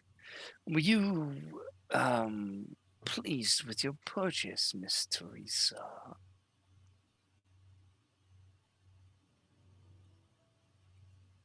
What? I don't... When was this? You were in here a little over a month ago when you made a purchase. I pride myself on remembering my customer service. If you remember your customers, you can give them the best service.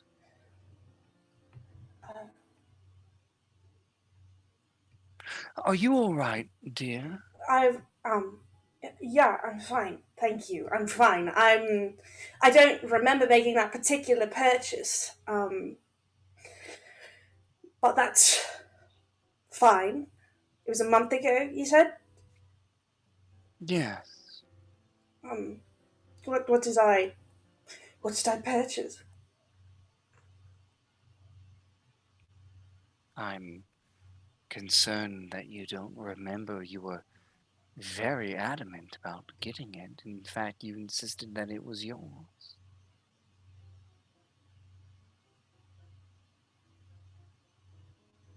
Which, of course, it wasn't, because someone sold something to me, and I am not a businessman of thievery, as I have stated before. The right to ownership is something very respected in my business. Is it a gun?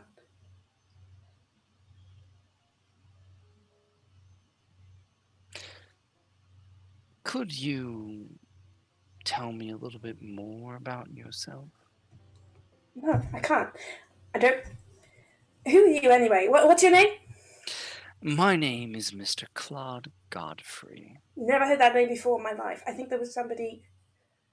I don't know, maybe there's lots of... I don't understand what you're talking about. Well, and I mean no offense. I am concerned in a compassionate way about your confusion, but I also respect privacy, and I would not want to unintentionally give information about one of my buyers to someone who did not buy.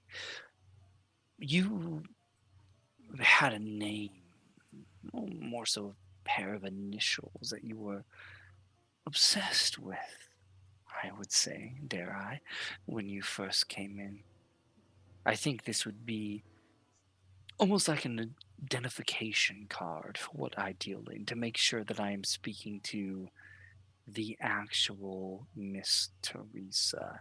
You can never be too careful these days, might I add, with all how the guild is handling things. Want to be careful, you know. Obsessed with initials. What do you... What, my own initials? You want my initials? Or... I've merely asked a question. If there were a pair of initials that you were obsessed with, this would be an identification card. Yes. It's fine if you don't want to know. I hate seeing a customer uncomfortable. You can go back outside if you wish. I do apologize, but I do appreciate your business. I'm gonna look over at Doc and Ellie. Are they just standing there? Yeah, what are you guys doing during this weird freaking exchange? I Good. lock eyes with Nemo, and then look over and say, "You want me to take care of this? Take care of him?" No, it's... What's Doc doing? When you turn, so Doc has been like probably like a step behind you or something, and as you kind of turn towards him, he leans in. Did you forget the initials? I mean, you are obsessed with initials, and Stop it. The initials, if I was obsessed with initials, it would... There's only one set of initials that I can think of that would be relevant at all, and it would be SR. Yes. That was the initials that were scribed on the pen that you purchased. You insisted that it was yours, but unfortunately it was not. It was sold to me. Who sold it to you? I respect privacy. Who sold it to you? Was it sold to you by a young man with blonde hair? I understand your frustration. And I'm not you frustrated. seem... It's just... Go ahead. That's fine. If you want information, I can schedule a consultation. The collector of information.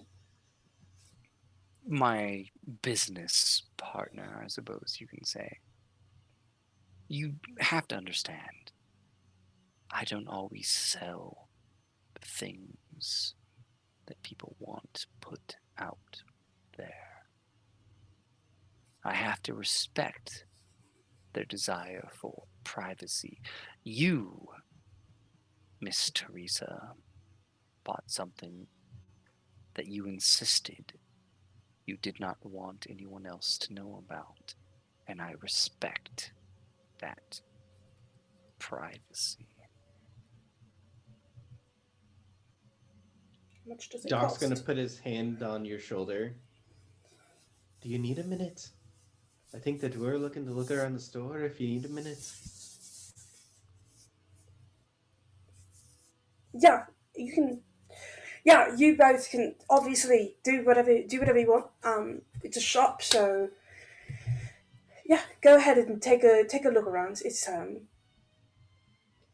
Before you look around the store, might I draw your attention to the most rarest of rares, which I tend to keep in front of me inside the glass case, and he scrapes his yellow nails over the top of it and leans in. Please, if you will,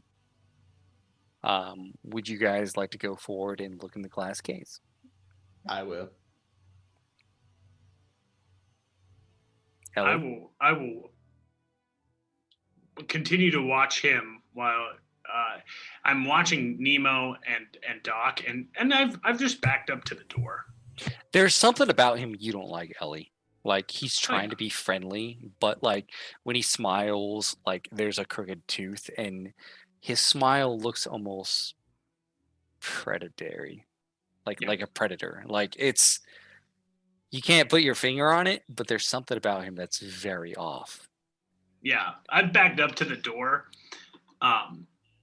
Is there like a back door to this place? There's one door going in, and then it's just like the counter, and then like two separate hallways of shelves, just antique shop uh like cubbies, you would call them, right? Where it's like shelf, shelf, shelf, next one, shelf, shelf, shelf, just cubbies going all the way back. So Ellie looks again at Nemo and is just sort of watching, waits long enough to catch if Nemo does catch her eyes. Nemo's like 1,000 yards staring, like at a distant point, maybe in the back room. Okay. And then Ellie will just lean up against the door and very blatantly hand goes to pocket where the gun would be. And Okay. it's just hanging out. Doc steps up to the counter and puts his hands behind his back and leans over, looking at what he's pointing at. Mr. Godfrey rests his elbow, leans in, and clicks his nails across the surface like a spider skittering across. When you look down, you see the first thing is very familiar. It's a doctor's bag with a cherry wood handle, a doctor toolkit, but you have that because you are. I made this game before I knew your class, so it would have been really cool if you didn't already have it. Next to that is a small brown billfold that is like sort of displayed open, and it has a series of different lock picks in it. This is a lock picking toolkit, Which I already have. which you already have. Yeah, thank you all for screwing me. There is a 3-volume series that's titled Labor and Laws, and it is a toolkit for bureaucracy. There is a beautiful brass telescope. Sort of the case is open and it's glistening. And then next to that is a sky blue leather-bound book with a title cover embossed in gold that says Jules Verne's Around the World in 80 Days. It looks like a friend never came to pick this one up. May I see the book? Of course. First edition, signed by the author himself. And See he that? gently pulls it out, takes his hands, opens it up, and like you can see Jules Verne's signature inside. It's simplistic. It doesn't have any illustrations, but the leather, the gold is just stunning. I'm gonna like put my hand over the book without touching it and just say, "May I?" But of course. How does it look? Like, is it in good condition, or like the It's- inside of it? So, like you put your hand over it, it's flawless. It's written like there's even a note inside under the Jules Verne scripture that's like to those who wish to explore and find greatness. Like it's a beautiful, beautiful book, and like even as you're looking through it, this is not a printed book. This is a handwritten book.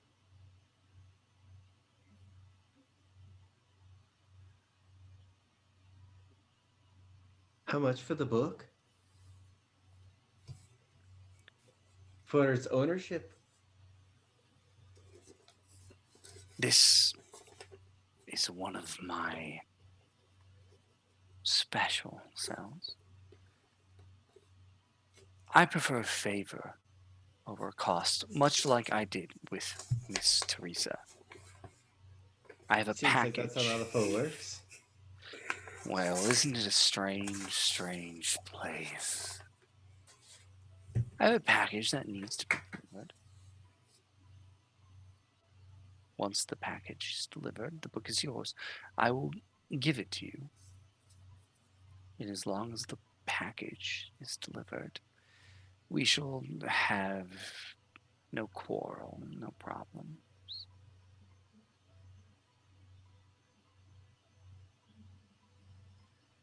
What is in the package? A series of medical supplies that I need delivered to Coal Town. Sorry, I'm new to the city. Where's Coal Town? Oh, well, Cold Town. Cold Street is what I meant. Cold Street. Cold Street. It's a bit south of Stranger's Keep. Bit of a problem there. People have the cough. Death's cough, you know. The sick can't be allowed to live in the downtown, so they send them down there. Are these supplies that are okay to show to the guild, or will the guild want to take them from us? Let me be very clear, Mr. My name's John William Murphy, but you can call me Doc. Most people Miss- do. Mr. Doc. I'm giving you a task that I would like done. It would behoove you not to get involved with the guild, but to do this task. And if you do this, the book that I give you will be yours. If you do not, well, I pride myself on customer satisfaction, and I would like my customer not to be unsatisfied. Malifaux is a very dangerous town, so I have to have dangerous rules. I mean, I'm not trying to get involved with the guild at all, but they As seem to long be as you asking deliver it, questions. you should have no problem. I'm encouraging you not to take it to the guild. Just deliver the medical supplies. Avoid the guild and everything should be fine, and you will have something you find necessary or desire.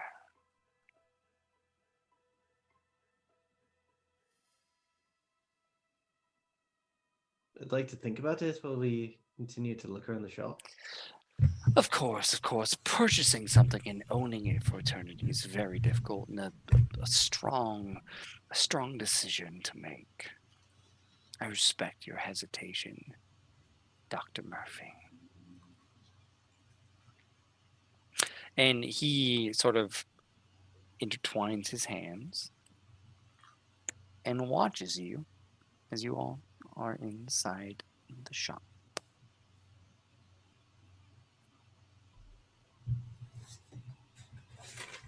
I'm gonna go to the dirigible, and would it actually float if you filled it with helium?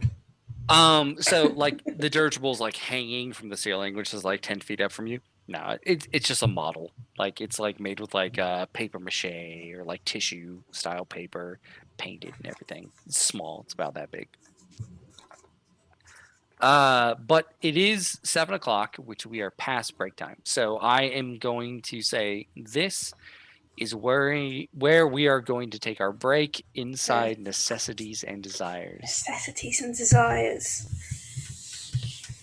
So yeah, we're going to take a quick break. We'll be back in 10 minutes. I'm so glad you all finally got to this shop. How you feeling over there, Nemo? Feeling great. Totally understand everything that's happening. Mm-hmm. Don't even worry about it. You can always talk to Mr. Godfrey more. I'm gonna, but we're going on break. All right. Lots of love. Thanks for staying with us when everything shut down. Sorry about that, guys. And we'll be back soon. Lots of love.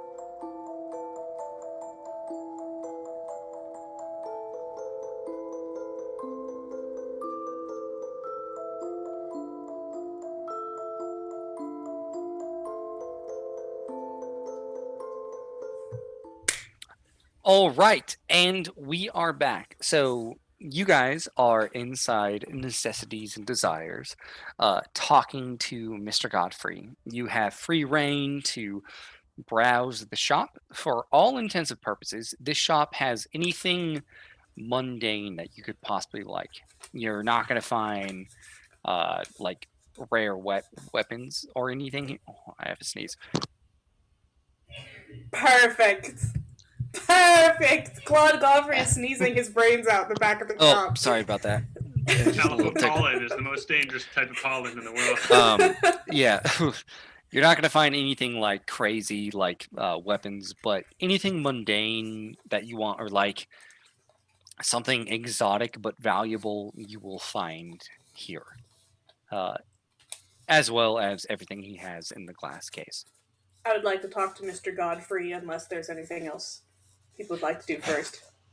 You walk up, he intertwines his fingers, the yellow nails sort of scratch the knuckles, and he says, "Oh, Miss Teresa, welcome back.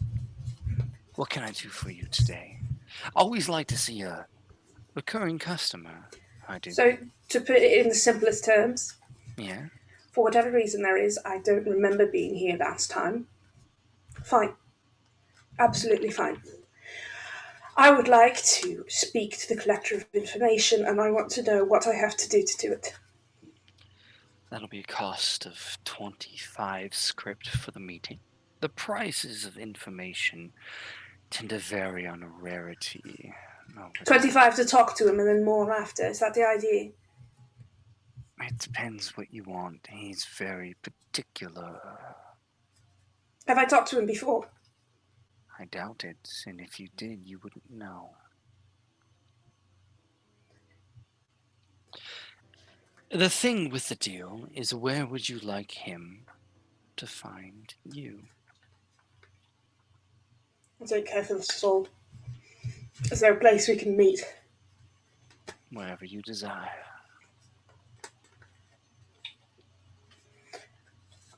There's a bath in the Little Kingdom. The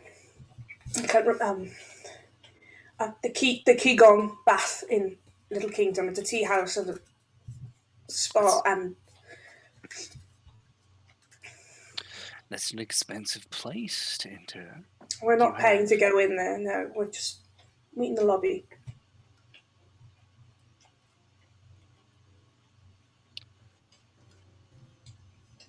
He can meet you there, but you'll need to go to someplace more private of your design afterwards. Can do that. Yeah, I'll figure that out. But he'll meet me. He'll meet me there. He'll meet you wherever you want. When do I give him the 25? You give me the 25. And how does that guarantee anything to me? Satisfaction guaranteed is something I take a pride in. My business would not survive if I was a haggler, a crook, a thief. I understand your hesitation, Miss Teresa, but please do not insult me on my business practices.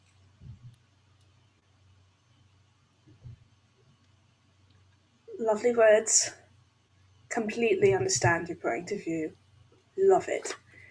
I'm asking, if I give you the money now, what is to stop him from not showing up? I wouldn't reflect on you, but it would mean a bad experience for me, if you understand. He will show up. The last time you came into my store and purchased your item, did you not receive it? I've made it very clear that I don't remember the circumstance. Well, you did, and I can assure you, my associate will acknowledge this agreement. Scrutiny. Sure. My target number. Target number I actually have stats for this boy. I bet you do. 14. Let's fight him. 14, huh? Mm-hmm. I can't even cheat to succeed.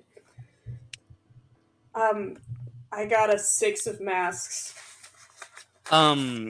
It's unsettling how much he knows about you and like the weird things he's interacting with you, but he seems legit.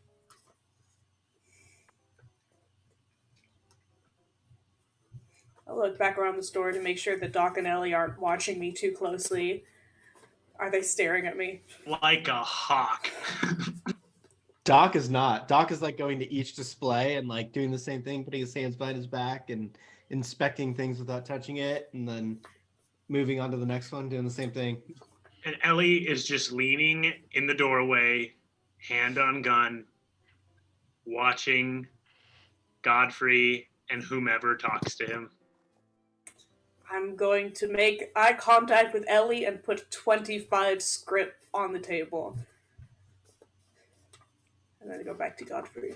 He takes the stack of bills, folds them up, ka-ching, opens the cash register, puts them in, and says, "How many days?" Until we meet. Your preference.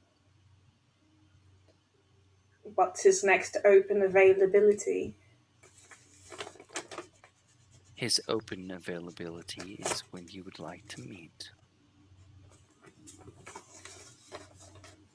I'd like him to meet me in front of the bathhouse. 3 a.m. Not tonight, but the night after. Very well.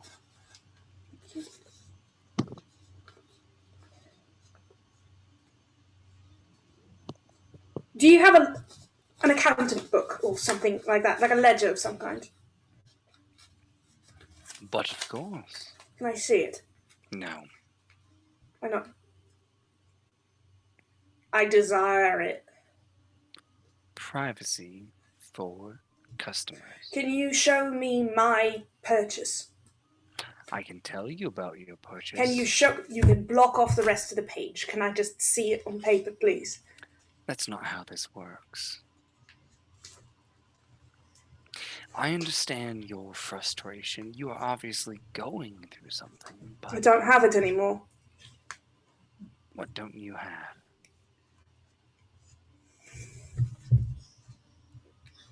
Doc, were you going to buy something? It's a shame losing something you purchased. It was a nice pen. It was.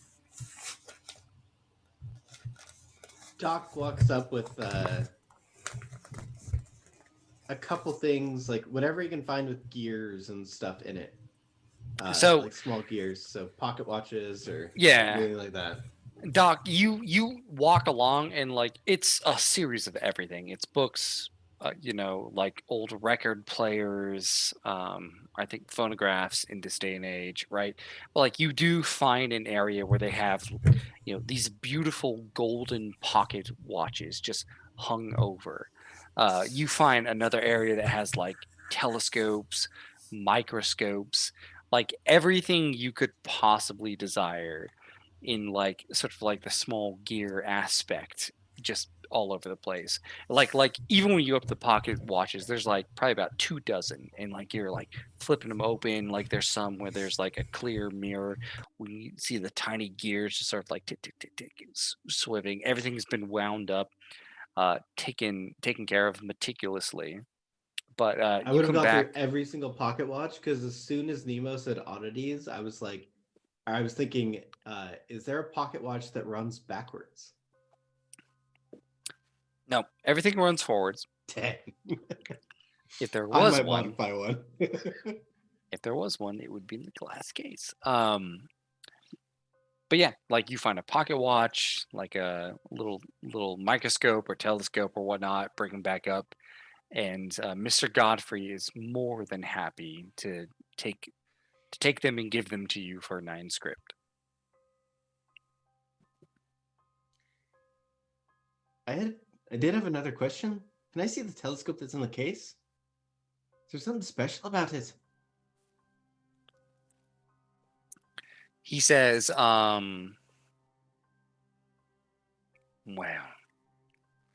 you'd have to take it outside. You can take a glance if you'd like, as long as you promise to bring it back. Of course. Wouldn't even think about stealing it. I'd like to make the deal with the book, so I have to return no matter what, do I not? He nods, tips his hat. May I take it now? Yep. He kind of leans down, opens the glass case, puts it up top, and pulls it out and hands you the telescope. Doc will start walking out, and as he walks past Ellie, this is the best shop in here, in the whole city. Is it? And just keeps walking out. Would you like to look through the glass? No idea what it does yet? Sure. Take a look first. I'll come out in just a moment. I'll walk out and pull it out. It's about midday right now. But you know better not to look at the sun with a telescope. So you kind of put it up, look over to Doc goes blind. you take it out, put it up, look over into the sky, and as you do, it's just a plain blue sky for a few moments.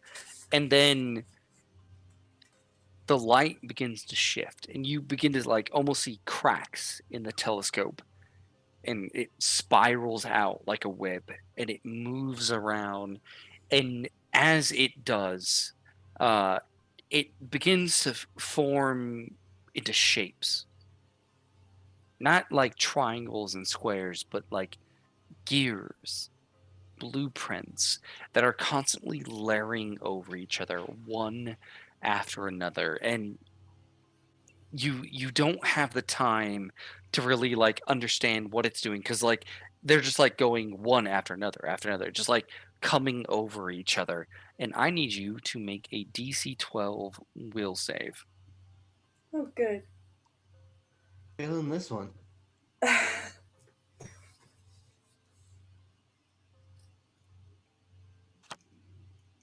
Inside, I'm Definitely still just failing this standing one. at the table. That'd be a 3. Oh, yeah. It is overwhelming. You're looking through it, and it is like looking at something that you are bombarded with information.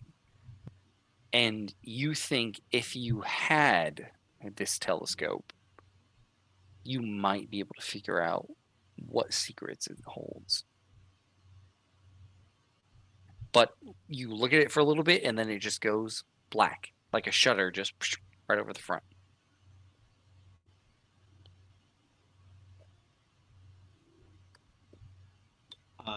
I'll start walking back in. Is Ellie walking out at the same time? Look back towards Nemo. Nemo's still at the table, is that correct?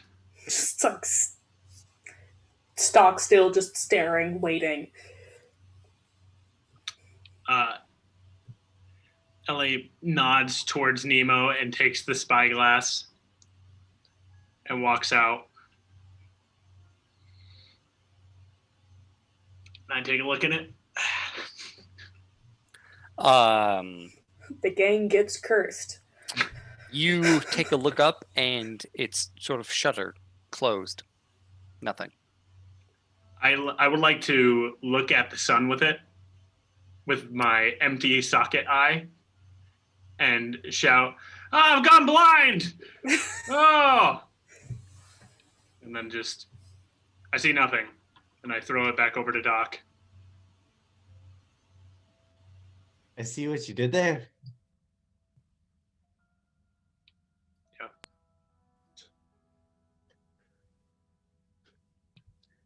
I'll take it back in and put it back on the counter. This one seems like it might cause a little bit more trouble than I'm willing. There's just nothing in it. It's just dark. I saw more than that. Well, perhaps it's a trouble.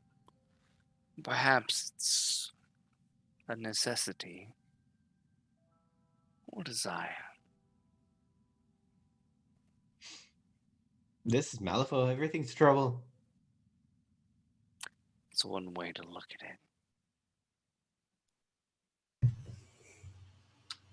And there's masquerade coming up, I hear. Can you tell us anything about it? Oh, I don't like to get myself involved in political things going on in the city. I do know if it's a masquerade, a nice costume might be an old. Good place to get costumes. You know of any? I can assure you that if you were to give me your desires, I can make sure they are met.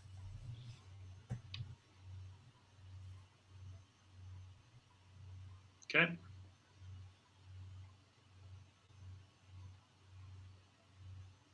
Not going to do that? Sorry. Completely understandable. I respect the need of capitalism and enterprise, competitive market. Okay. Are we done here? Okay. I do think I need to receive whatever I'm supposed to bring to the Cook's Road or Cold Road. Buying the nods. telescope too. We'll No, start. not I.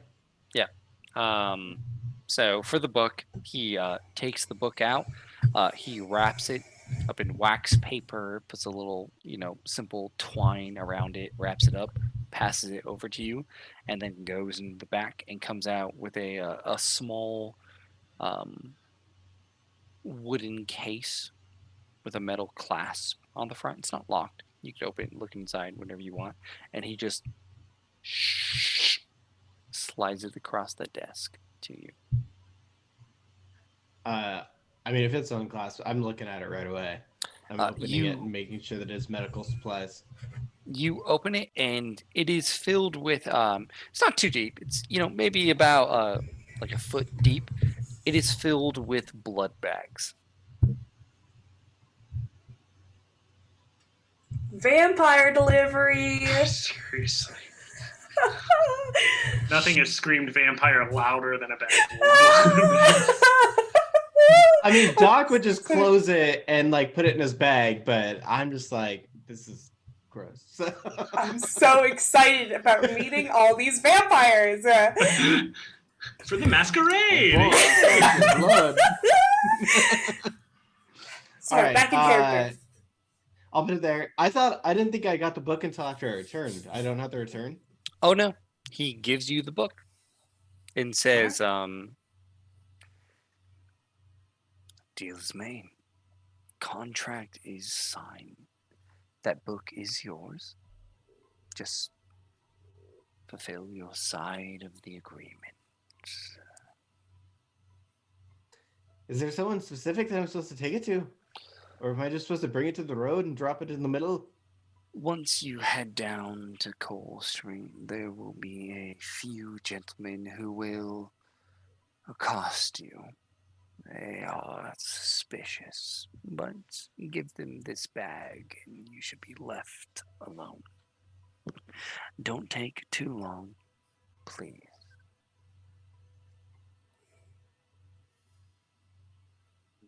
Understood. Well, how often does your stock refresh? Specifically Every night. Every night? So if I come back tomorrow, brand new stuff or brand new things? You can come back tomorrow, but our operating hours are based on a need basis. I don't know what that means. If you need something, we'll be open. Isn't everyone always in need of something? That's something I tell myself every night, Dr. Murphy. That's something I tell myself every night. Okay, all right. All right, great. We're all very impressed. I'll hold my hand out. Pleasure doing business with you. If I ever need something, I'll be back. Yeah, he shakes your hand. Grip's a little cold, but shakes it and just goes Is it back to similar to leaning Nemo over his cold? counter. Yeah. Perfect. Ellie looked like she was about to yell something. From outside, you hear Ellie go, "Y'all done in there yet?" Yes, we're coming. Well, should we be off, Nemo? Yeah, I said I'm coming. I'm going. I'm going. Thank you. As Bye. we're walking out, Doc will walk past you and offer you his arm. She takes like a full second where it looks like she's gonna burst into tears, and then she takes your arm. Just if you want it. No, that's fine. Yeah, whatever.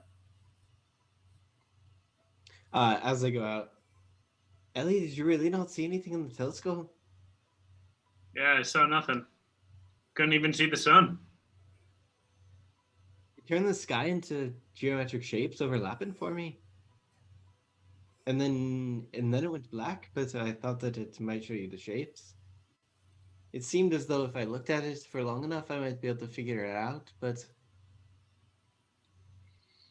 I feel like secrets in Malibu are often not worth finding out from what we've experienced so far.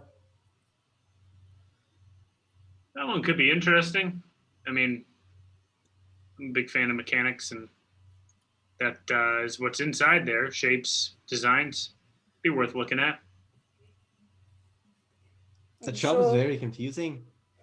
If you need it enough and you go back, he'll sell it to you. Don't really have any intention to tell him what I need. I've worked with you have people to like tell him. Yeah.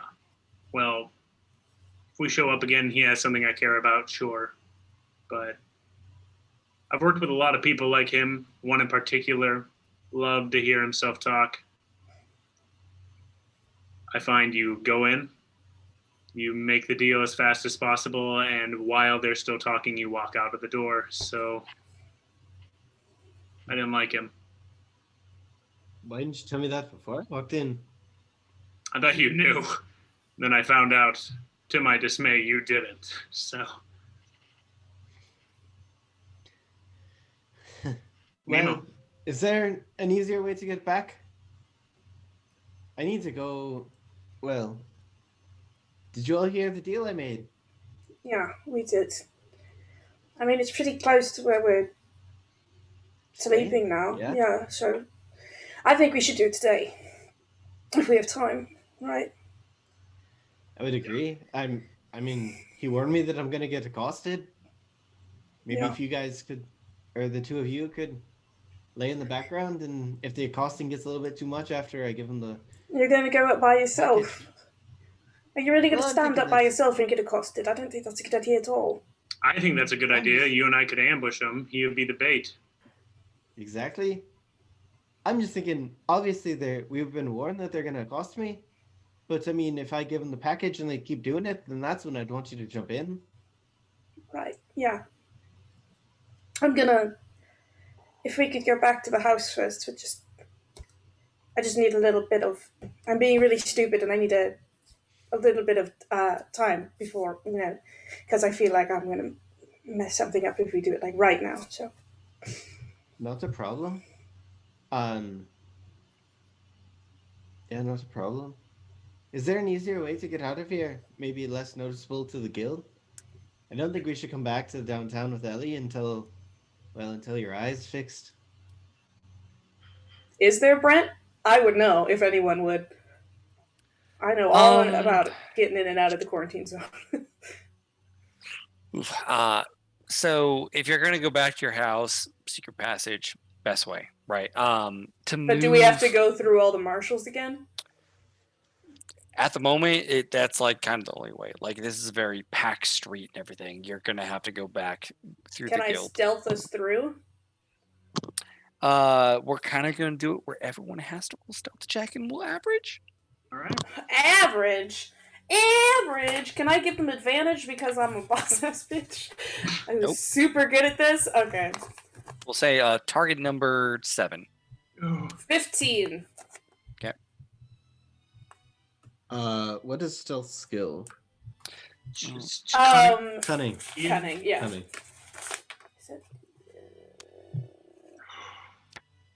yeah. Sneaky Ellie. I got an 11. Yeah. I got a 14. We're so sneaky. Hot damn! So sneaky. Us with our Even- white hair and our robotic body parts just going, nobody can see us. Don't be suspicious. Don't be suspicious. Doc is following everything Nemo does. Just Which is mostly just like if there's a group of people walking one way and a group of people walking another way, you walk and then you walk and then you walk.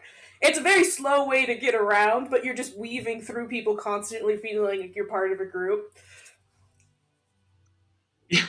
Even though everything is on high alert, and like people are marching down the streets, Nemo, you manage to like duck into alleyways, be like, wait here, and just guide everyone back home without This is so much easier anyone without interrupt- Tobias.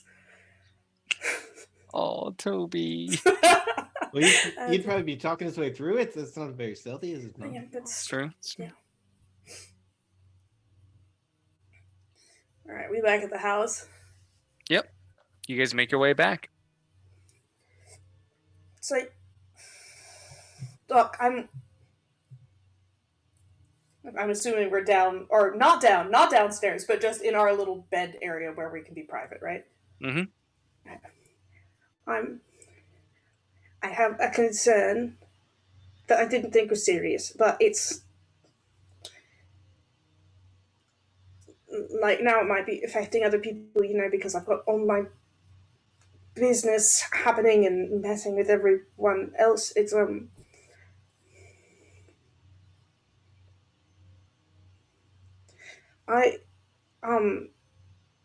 I don't remember going there before, and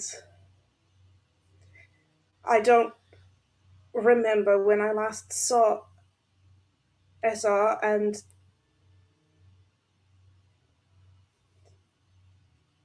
we used to, when we were kids, we used to push our beds up against each other's so that even when the other kids were gone, we would still feel like there was somebody there. And I've known him for so long, and I don't remember his name anymore, and I don't know what's happening. I don't remember his name anymore, Doc, and I don't know what's happening to me.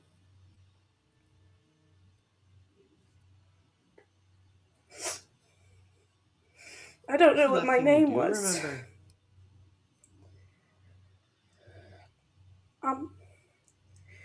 I put Sabah on a train going to Egypt. There was a young man and a young woman standing at the train station. The woman had red hair, the man had a black umbrella. Under her arm, the woman was holding an Abecedarian almanac of doctrines of magic. And she talked to the couple, and she got on the train, and she went to Egypt. And then I don't remember anything else. Do you remember when that was? I was the same age I am now. It can't have been very long ago. Maybe.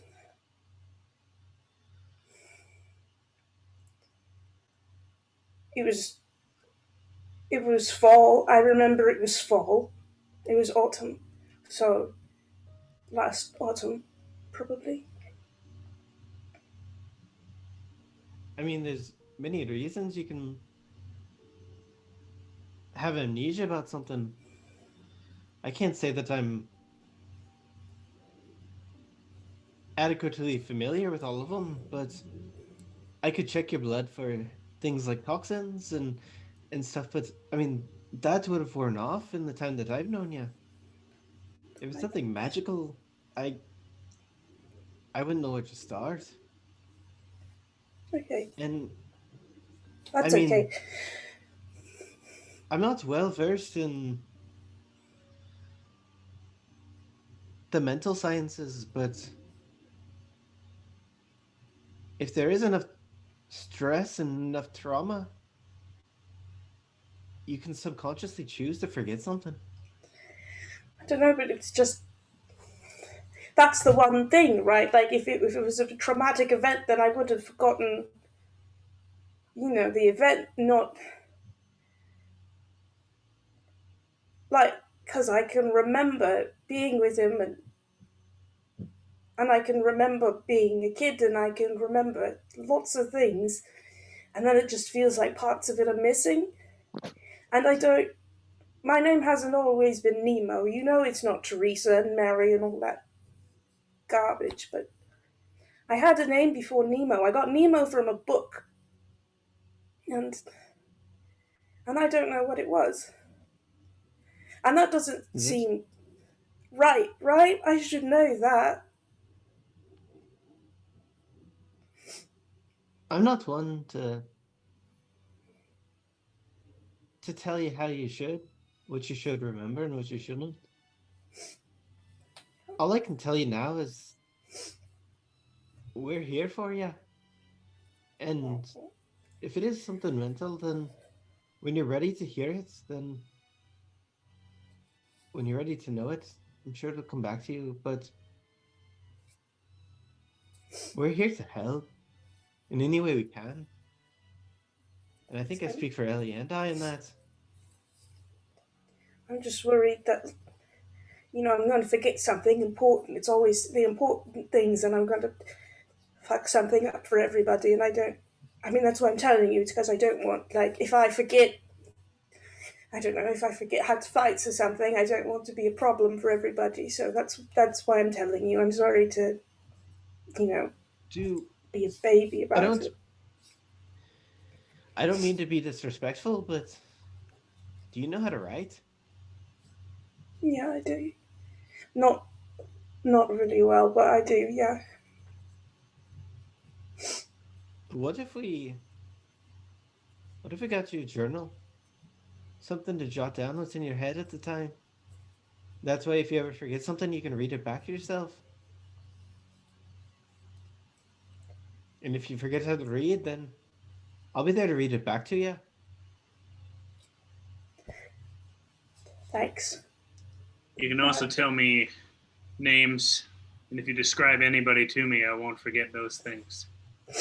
So I can be a living memory bank for anybody you want to remember. I used to. I don't know. I used to collect things to help me remember people. I have something of SR's, and I've got. She lifts her arm, and I think Doc has seen a glimpse maybe once before that she has a very thin silver chain around her wrist. This belonged to Sabah. I stole it from her, and the lockpicks are from somebody, and I was. I mean, I don't have anything from you all because I thought maybe you might not be very happy if I took anything, but I can write things down because it helps me because I can remember Sabah because I've got her. Yeah. I can write things down. I can do that. Sorry about. You have anything of It's okay, Toby's? No. You know we know where he lives. You can always go get something of his. Could we do that? Would that be? I mean, I don't know because we have to deliver that bag of stuff to the place, right? Let's do that, and then if we have time and it's okay, I would love to go steal stuff from Toby's house. He would hate it.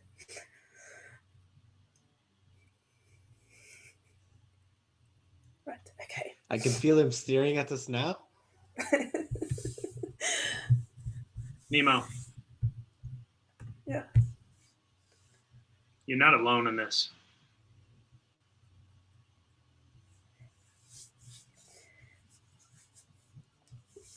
Thanks. I'm sorry to,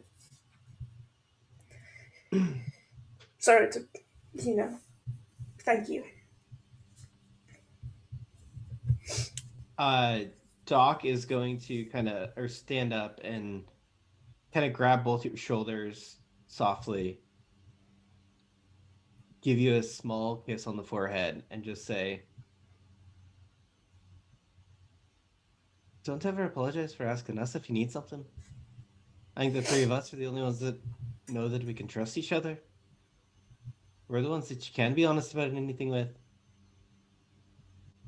I'll be waiting outside when you're ready. Take it all the time you need." And slowly walk out to the main bar area. I'm gonna hug him before he leaves. Just press myself against his chest. He would go and hug back instantly. Yeah. Thank you.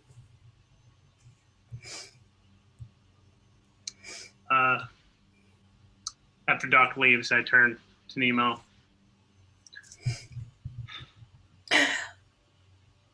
I hate I hate having emotions. Oh yeah, me too. I want you to have this. Stole it from you the other night, and makes me think of you. But if it is linked to a memory for you, I want to make sure you can use it. I was going to give it to you later, but best give it to you now. And I pull out the little a tobacco scent that you had requested from the Jade Bats.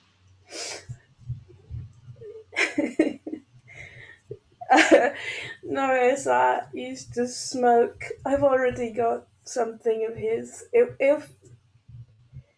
you want to keep it and it makes you It's already think of back me, in my shirt. It's just in my shirt. Yeah. No, I'll steal something from you when you least expect it. Don't worry about it. We're here to help you. And we need your help too. I bet you if Doc gets accosted in that street, and there are 12 guards, I was ready to take them. Those ones over in downtown, because I knew you were somewhere nearby. I don't want you doing that kind of thing for me, Ellie, but thank you. Oh, I didn't want to do it. I just knew that you were going to come out of the shadows and probably take one or three with you. So,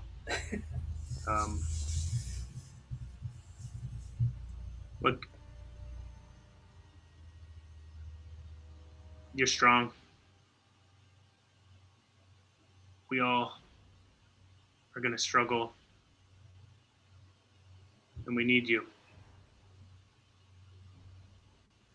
And the best way you can help us sometimes is to ask our help too. Thank you, Ellie. I'm gonna hug Ellie for a long time. You smell like tobacco. I don't even smoke. It's just that scent. No, it's very strong. I know. It's I've been coughing all last night because I had it in my bloody shirt. It just sucked. But it smells good. It reminds me of you. Thank you. All right, let's go deliver some bags of blood to some vampires. I'm good. I'm ready to go. Is that was it in the bag? Blood? I think it's bags of blood, yeah. I saw it when Doc was looking over it. It's bags of blood. And are vampires a thing? Should we expect vampires? Brent? Both of you. No. Both of you are not natives to Malifaux, but I am native to Malifaux, bitch. All right, so you're a native to Malifaux. I'm deeply uneducated though, so maybe I read To So, books. all right, yeah. Here's how this goes. Nemo, she says vampires, and you're like, what the fuck's a vampire? Because like I brought there up is, vampires, so that doesn't work. I mean, if vampires are a thing, like maybe have we'll you heard of a say unicorn? All right, we'll say you've read like some stories on vampires. Which hold on, when was Dracula published? All right, you know what? It was published. All right, alternate universe. It was Yeah. published before this. I'm here to I'm not destroy gonna your myself. timeline. So like when you were like back in your childhood age, like you read the story of Dracula and you hear Ellie talking about vampires and you're like, oh, you knew about vampires too, and like you're both kind of going back and forth about like should we be aware about vampires, but you have no logical idea. You think like I don't know, we fought living puppets, maybe, but who knows, right? It's kind of just like it's a possibility. We fought living puppets. To protect to protect your timeline, Dracula was published approximately 5 years earlier than Yes! this stage. You read Yes! Dracula! Yay! Oh, We're both I reading was wrong. Dracula. State. Oh God! So as we I was exit our bunker, we are discussing our. You are disgusting. I grab a wooden stake. I have put it in my coat at this point. I am Very nice. grabbing some garlic from the bar. Yeah, I was wherever gonna do the can, same right? thing. I just duck am behind and start readying loading my pockets. myself for this. All right. Okay, we're ready. Thank you again. Let's ending that whole thing right here for now. Let's go garlic and steak and sunlight. It's sunlight, right? Can they go out in the sun? If I remember the book right, yeah, they if they go in the sun, they die.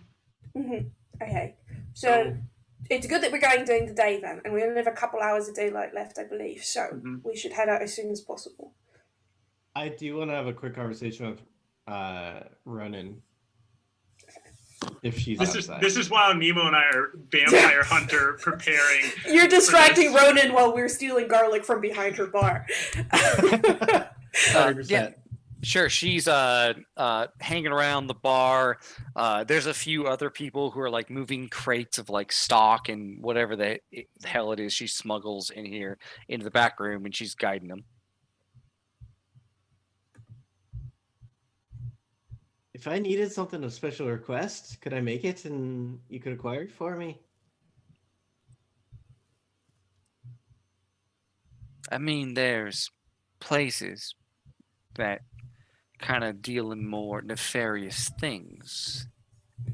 I might be able to set up a meeting of sorts. I feel There's like I guess the request that I have is less nefarious than the goods that you already carry. how nefarious we talking? What exactly is it you're looking for? I used to have some friends, and when we were together, we'd play a game. Kind of a sport, if you will. Sports used to ain't too play- nefarious. I'm just looking for some throwing knives. A little more than darts. I can do that for you. Could you get me 4 identical ones? Sure. That's all. Whenever it's available. We should Put be it on my in own and personal ledger. Yeah. Hey, out. Ronan. Appreciate it. Ronan, Yes, Miss Ellie Wylie. can you say amen? No, Why Please? not? I don't know why I would. All right. I go to the nearest bar person, like patron, and I just say amen over this water. Why can't I say it? Like so Ronan like kind of like this is not a big bar. Ronan does everything, but you're determined. She's like, fuck it, amen, right? Nemo, I got the holy water. We're good. Praise the Lord. Hallelujah and all that. All right. You guys vampire slayers. Ronan, can you give us instructions, please, on how to get to what's it called again, Doc? Cool. Cold Street. Cold Street. Yeah. How do we get there from here? I'll look at the map real quick. She says. Over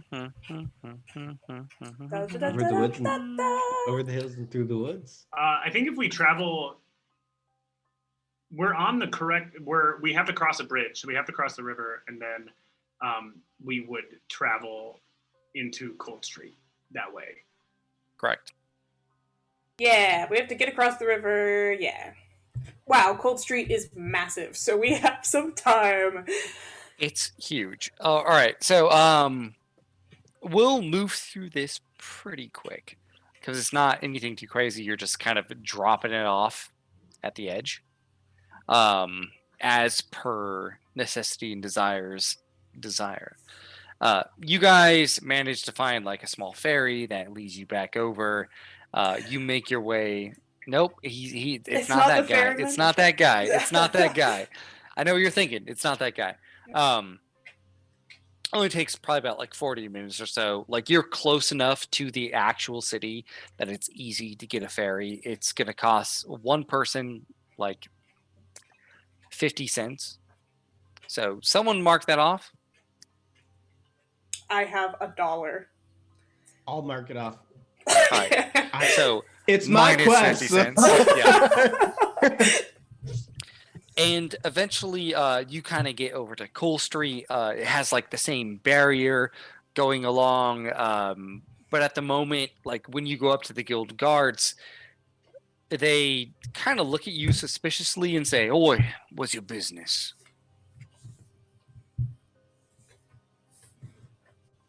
South for a walk? In Cool Street? What the fuck's wrong with you? You want to get the cough, huh? He's I mean- a doctor. I am a doctor. Doctor with a death wish? Don't we all? It's a nefarious profession we take on. I won't say anything less about that. Is it just you going in, or is it the rest of them? Look, when you come out, we're gonna have our own doctors look at you, make sure you ain't got the cough. If you do, you stay in. Understood. All right, is everyone in?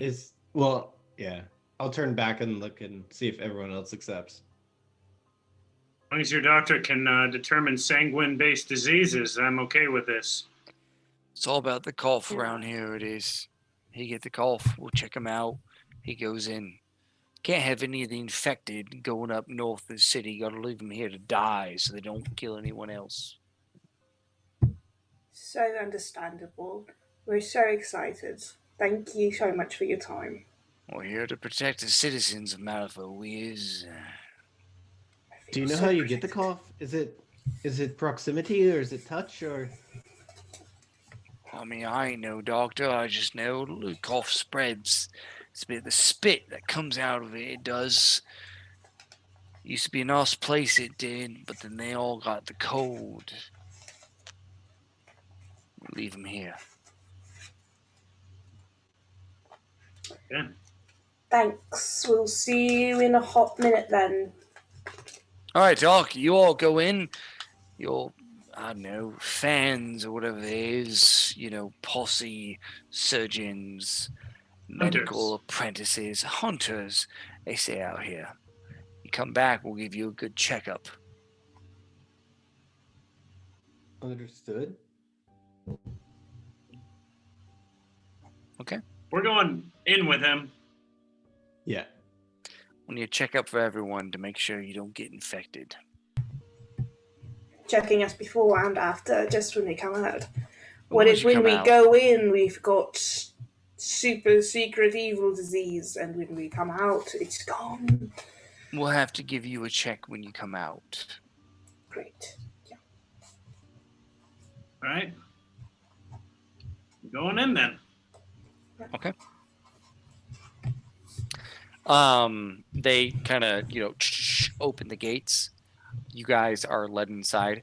You move into the entrance of Cold Street. You don't get very far because of the directions, and true to his word, Mr. Godfrey has made sure that some people are waiting for you. The brief glimpse that you get at Cold Street looks like some sort of apocalyptic environment. Uh, there are fires everywhere.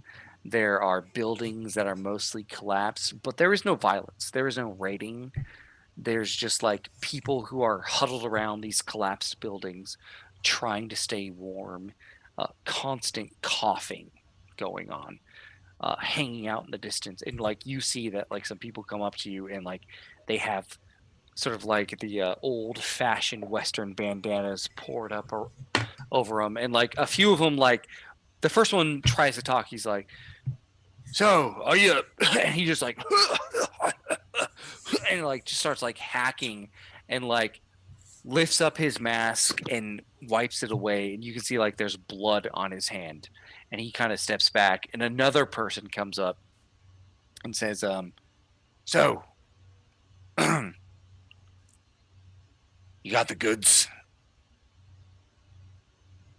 I didn't want to interrupt you, but as soon as I was outside of guild vision, I would have pulled the box out of the bag. And as he asked me this, I'll just kind of hold it out.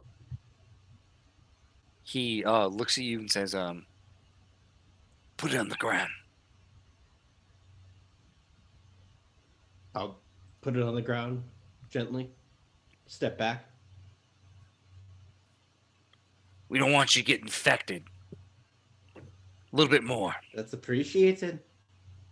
I kick it forward so it's closer to them and farther from us, like they wanted. He walks up and grabs it. Thanks. We heard about some medical supplies coming in, but you don't want to get the cough. It's a death sentence around here. Get out while you still can. Out here, we're all fucking forsaken. And he takes the medical supplies and kind of goes back into the city. Now, if you had knowledge history or literacy, you might be able to know more about this place. Yeah. But Toby isn't here. Toby we miss doesn't you. love us. We miss you, Toby.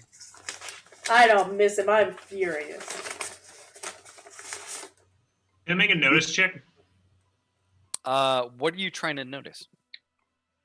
How vampiric is this person? Sure, flip me a notice check. Can I do a pickpocket or stealth check to know anything about the history of this particular area of Malifaux? No. Okay, well. I got a 7.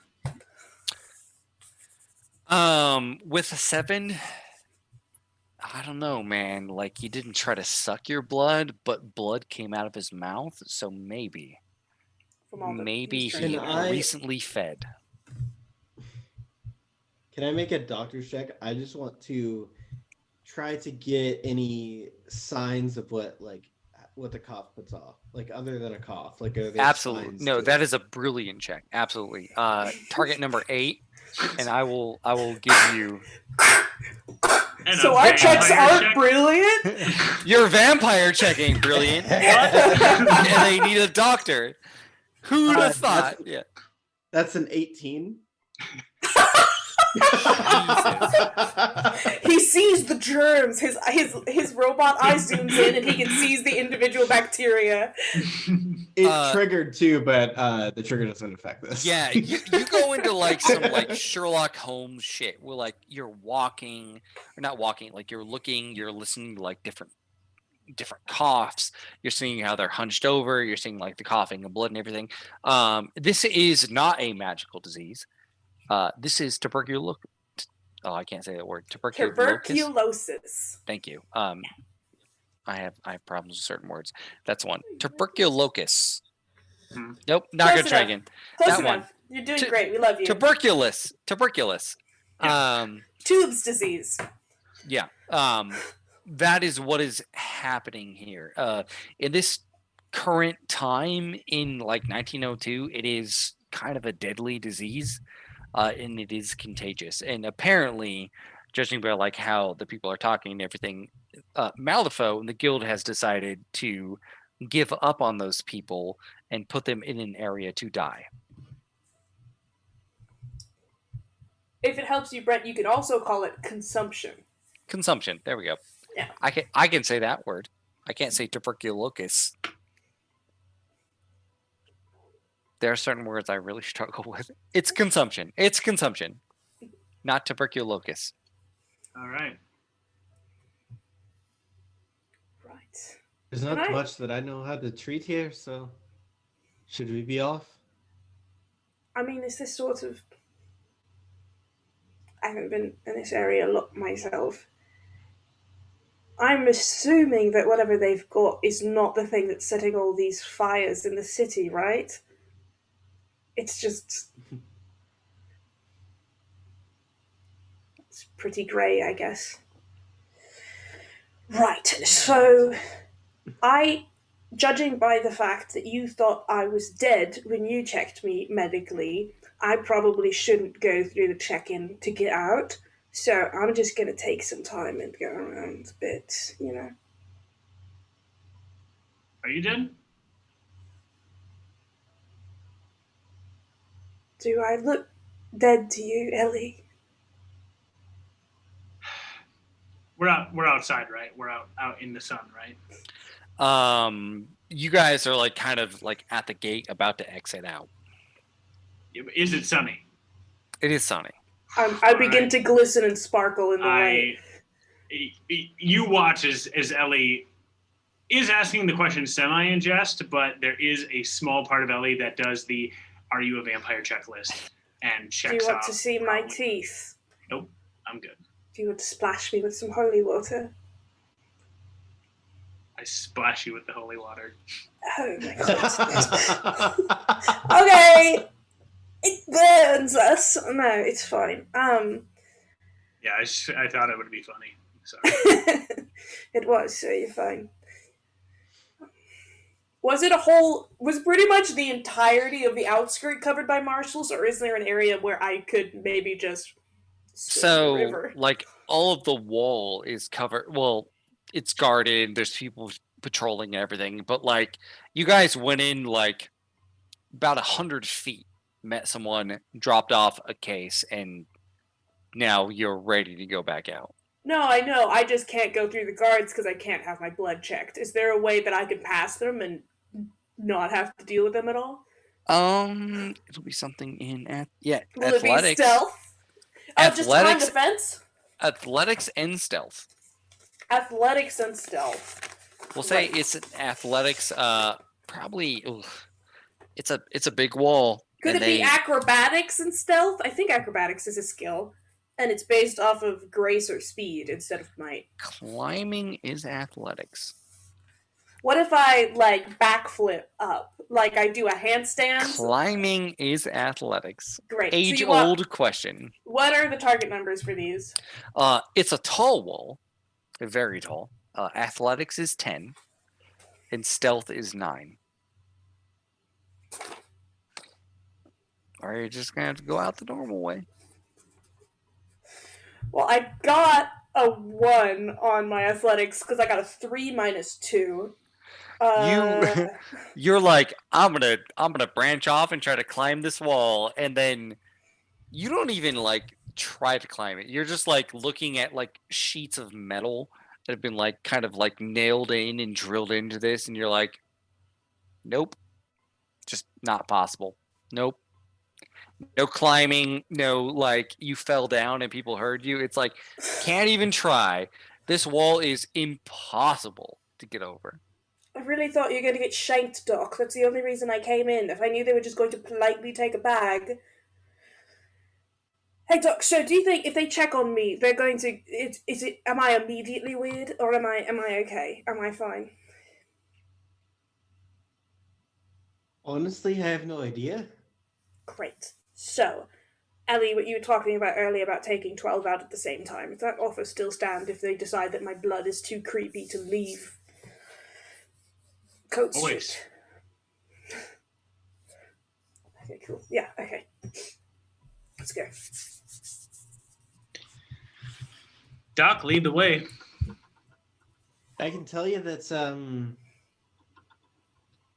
from what I know about the disease that I believe that these people have, one of the primary symptoms is a fever, and you definitely don't have that. So if that's all they're checking for, then it's not going to be an issue.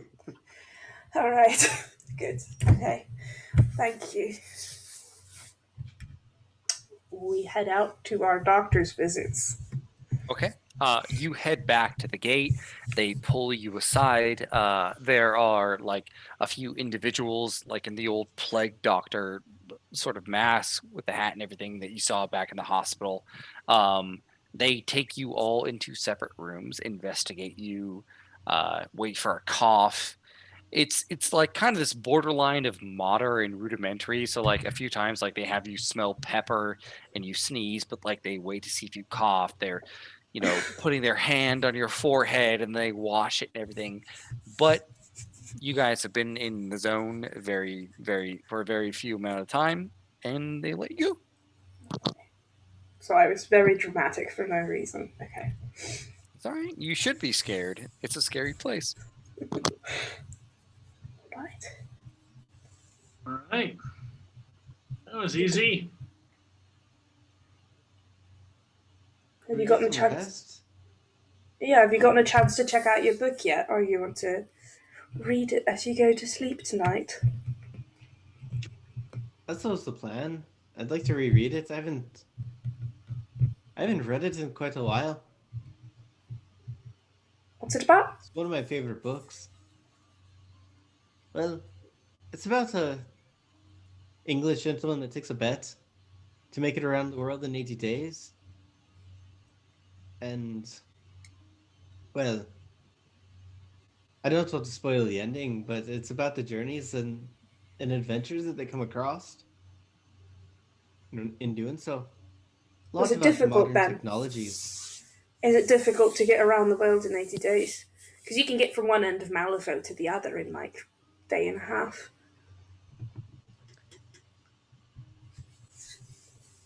The world is definitely a lot larger than Malifaux City, at least. I don't know it lays much beyond the border. Would you like to play a game? My family used to play it around the book, around the story. What is it? Well, there are three main characters to the story. There's the English bloke that took the bet. His name is Phineas Fogg. Then he has his servant, his servant. The Frenchman, Passepartout.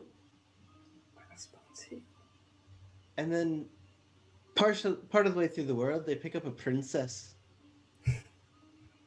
Her name's Princess Aouda. She's Indian, from India. Each one has a different style of adventure to them as they're taking their journey. And so my family used to choose who we were more like. Phineas Fogg was more about getting to the destination. The journey he had blinders on for the journey, much like a racehorse. At least one with blinders on. Passepartout was much more about the adventure. Experiencing everything to the most. Often causing troubles for others in doing so. And Aouda was a little bit different. She went with whichever way the water flowed. She went with the flow of things, wherever anything took her. It was more about experiencing that. Experiencing how the world pulls you. And so, today, who are you most like?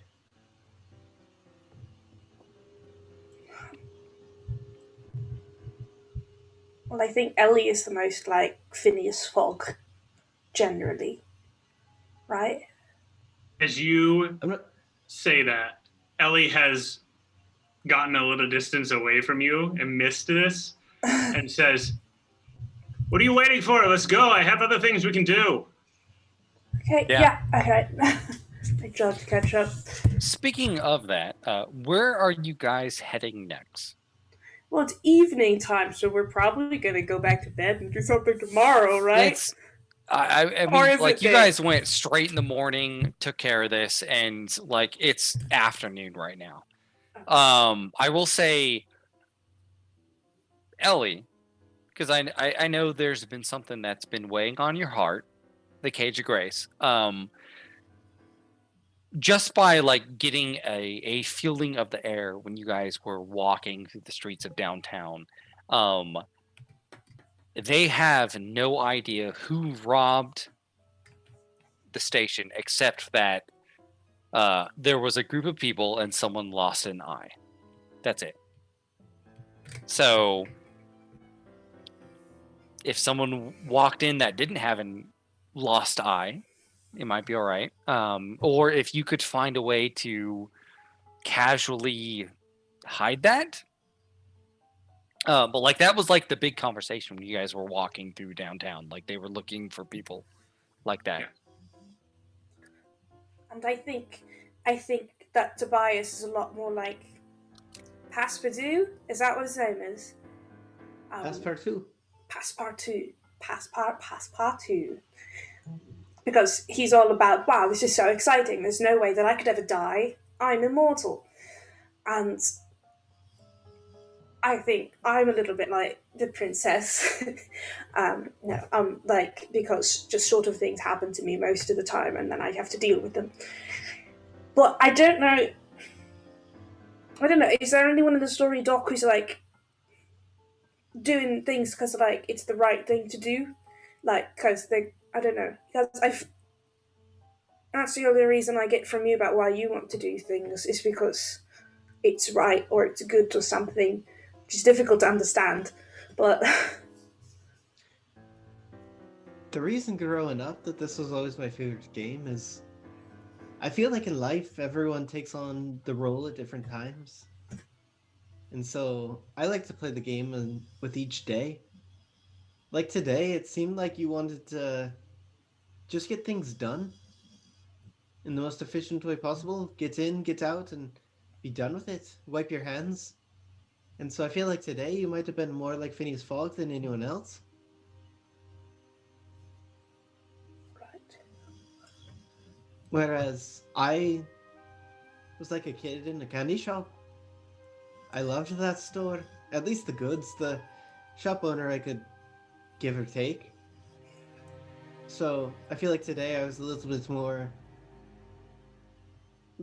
like Passepartout. And today I think Ellie was a little bit more like the princess, just going with wherever we pulled her.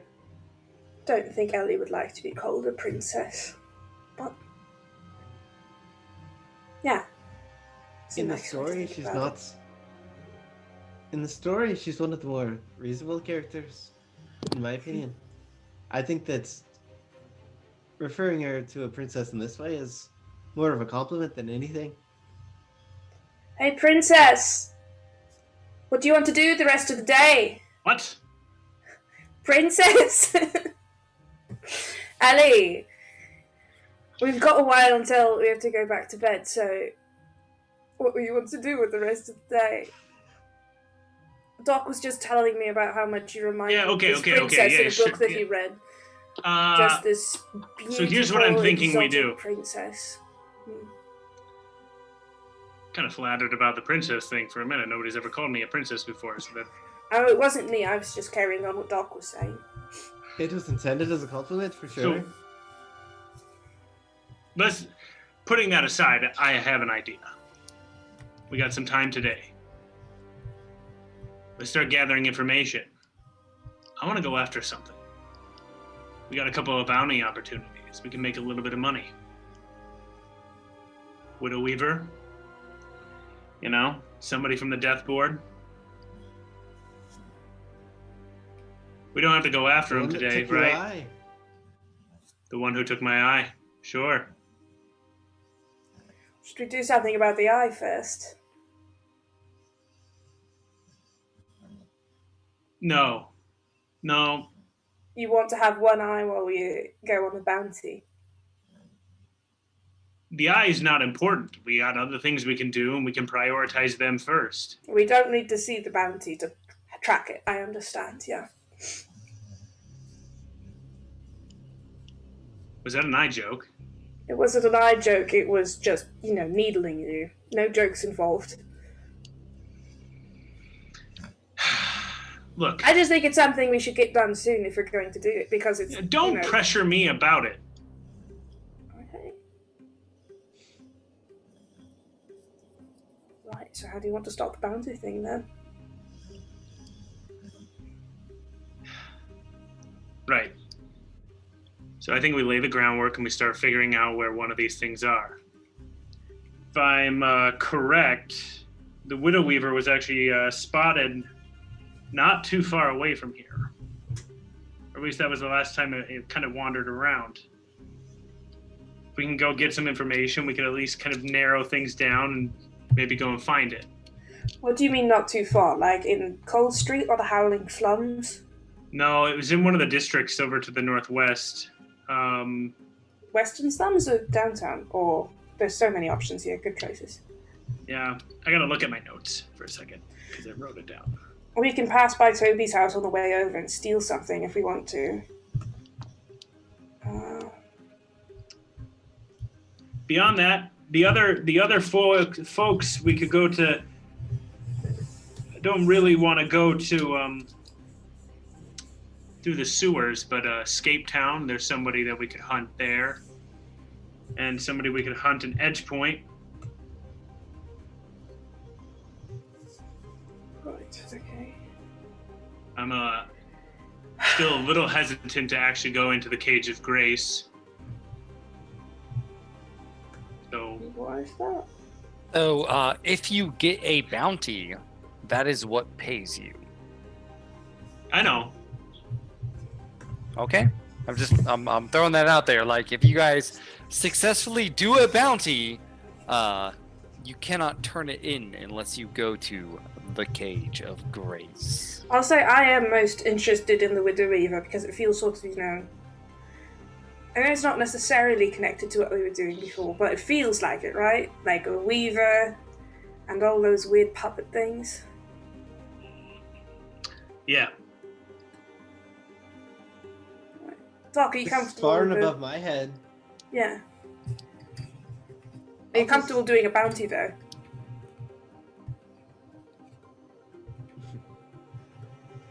Of course you are. Sure. Pat you on the shoulder. You don't have to do anything. You can just help us open doors. I'm not You can sure, hold the but lantern. I mean, I'm willing to give it a try with you. I tell you, the first. far together. Yeah. Thanks. Trust me, the first time I did a bounty, all I did was open doors, and it looked big and tough. So it's easy enough. Doc looks down at himself. Let's do it. Come on, Doc. Give me the intimidate me.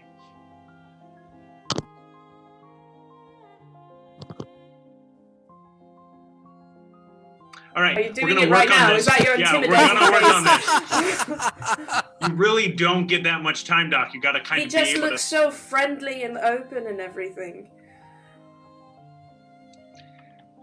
I'm going to blow your face off. Oh no, Doc, no! Oh, no. No! Very sexual. You have to mean it! Yeah, You Doc, have to you mean have to it, mean it. Doc! Look, Doc, try something like this, right? And I pull Blow out. their face off, Doc. I pull out a pistol, aim it right, kind of down the street, and I say, "Take another step and you die." That's the way you say something like that, right? I got a little shiver there, Ellie. You got just perfect. Here, and I hand you the gun. Give it a try. Doc doesn't take the gun. Instead, he just like makes a finger gun.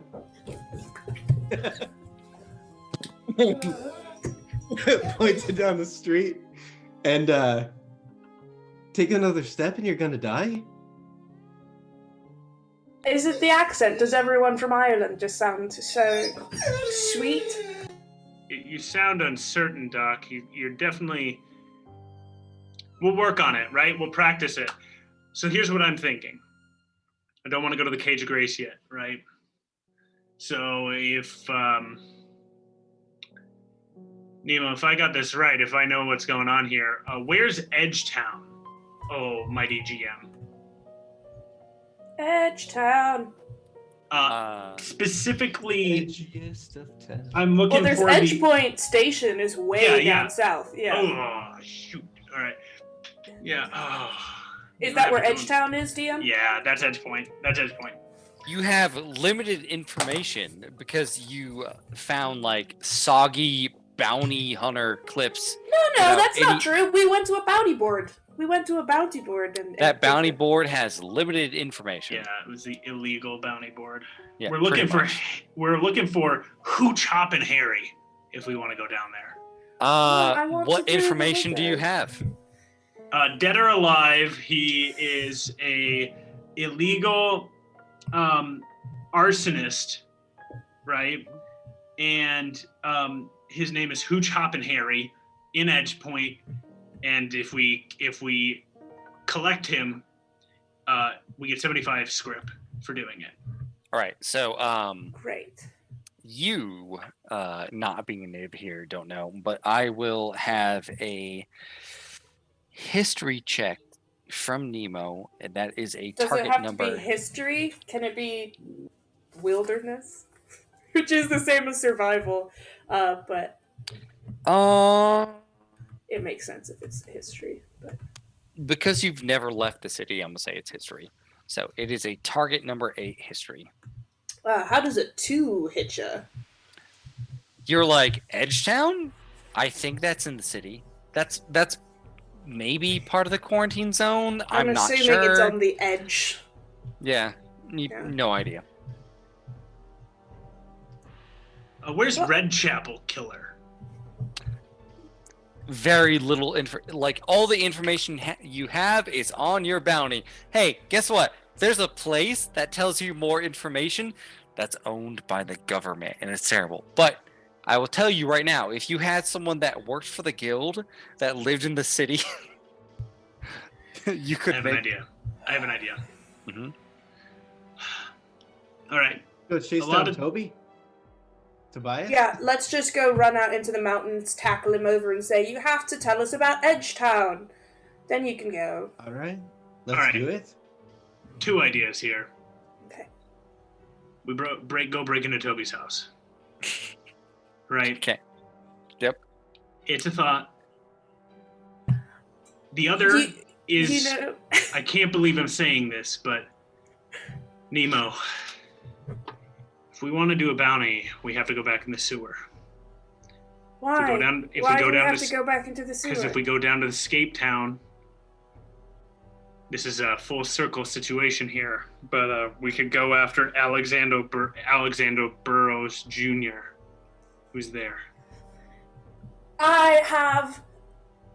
Jumping off from your first idea, we break into Tobias's house, we steal his press badge, or if he has another one in his house, we give it to Doc. Doc pretends to be a member of the guild, goes and get, like, just enough to go like, "Oh, here's my badge." Goes, grabs the actual bounty stuff from the Cage of Grace and brings it back to us. Like, Doc still has his eye and doesn't have cold blood, so... All right, we're talking about this a lot. Everybody want to talk about this over pasta? I don't think we can go back to downtown. We Yeah, it's can a go good to idea. Romans. We should go to Romans. Yeah.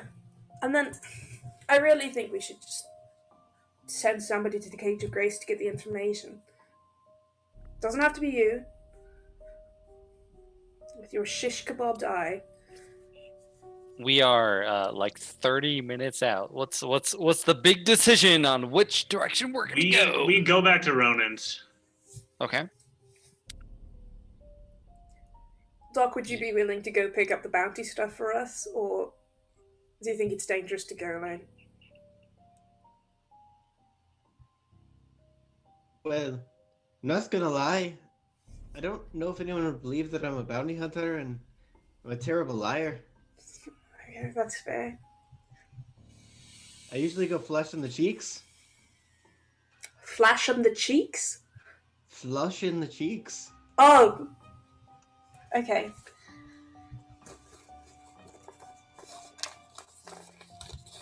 I don't know if I'd be the best one to go. A doctor without a lot of bounty experience asking questions about a bounty might be a little bit strange when they're looking for something strange. All right, I'll go. I'll go.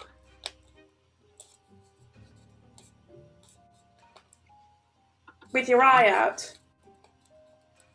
Yeah, I don't need 2 eyes. Doc, can I have the mask?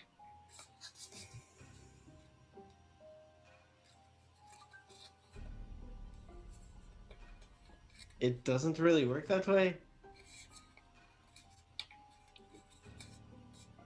It's magnetic. I can make you like a eye patch, but it'll still definitely look like you're missing an eye. Are you thinking about covering it up? Is that what you're going for? Yeah. I mean, When? it's not going to look like you're not missing an eye. Couldn't you? Is Ellie's hair long enough to like pull it down and like manicure it over the eye? Oh, yeah. Yeah, it's like this Oh, yeah. long. It's as long as my hair. Yeah. Couldn't you pull your hair over your eye? And I mean, I've seen a couple women in downtown wearing some pretty big hats. We could pick you up a hat that kind of sweeps down and Go full between the Carmen hair and the hat. Sandiego.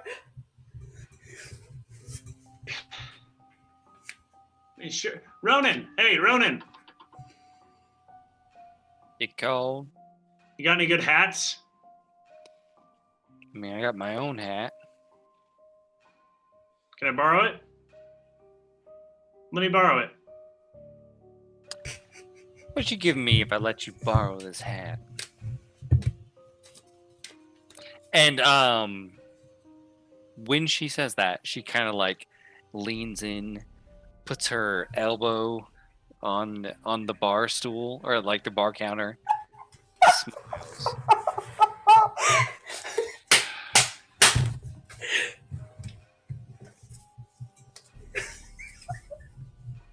It might come into a lot of money. I can take you and whomever you would like and maybe pay for the Jade experience.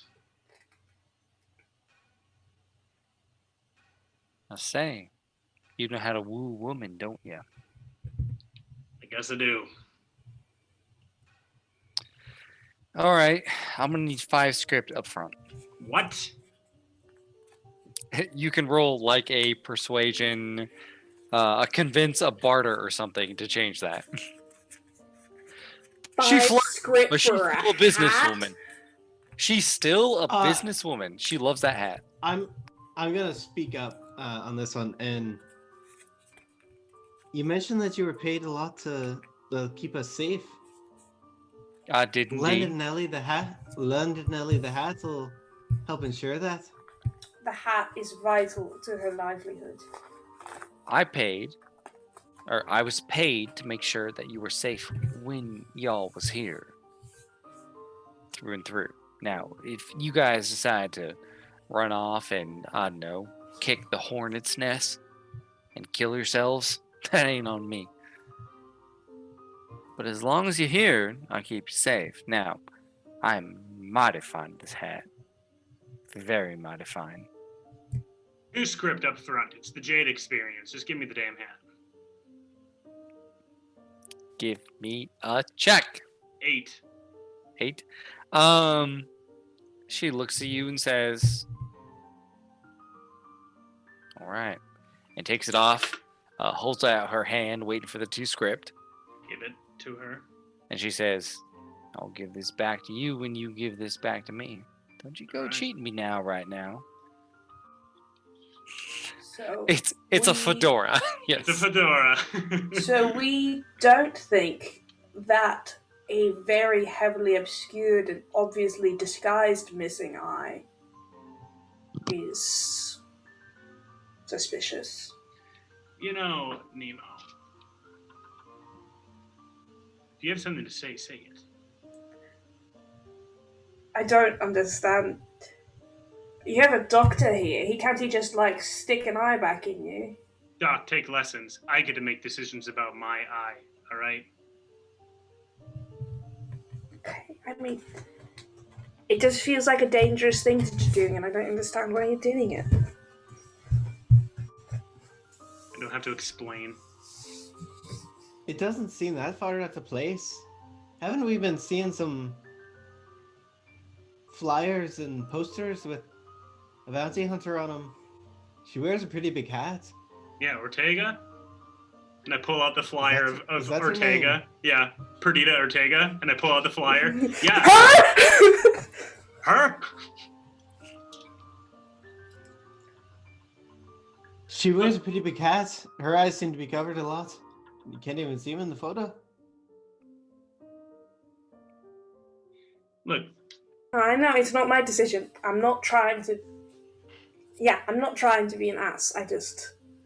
no, I don't think you're being an ass. Yeah, you do. But it just doesn't seem like you to not be doing the obvious thing, I guess. I don't get it. Are you being a bit of an ass? Yeah, I am. That's what I'm here for. All right, I have the hat. I'm leaving. You don't have to explain it to me. It's fine. I'm already walking out of the tavern. So I you leave walk these out. two. It's a nice hat, man. It's a real nice hat. It's a Snakeskin. fedora. It's a sick fedora. A It- snakeskin well- fedora. Keep the amount. To remind you, this is her hat. It's a very sexy hat. Oh, yeah. Yeah, it's a very nice hat. Got that little snakeskin band around yeah. the top. Hell yeah. All right, I depart. Head into the cage of grace. Head into the cage of grace. Okay. Everyone else following? Nope. I can't get waylaid. All right, Nemo, you stay away. Doc, you going? Not unless she asks me to. If she doesn't ask me to, then I'm staying and building an eye. Yeah, I don't ask. About Okay, 1 minute passes after Ellie leaves. I'm like, I should go, right? I should go. She's literally going to get shot and arrested. I should go. Right? Are you saying that to Doc, or are you Yes. just saying that I'm to saying me it to Doc.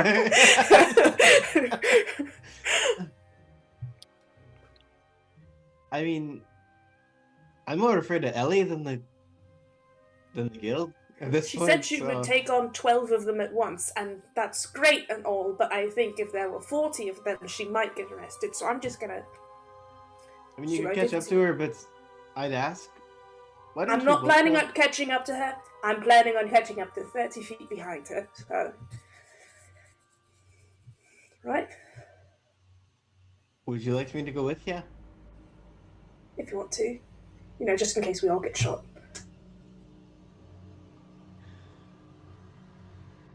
All right, let's go. I like to imagine you're at the bar and you were starting to have a drink. Okay.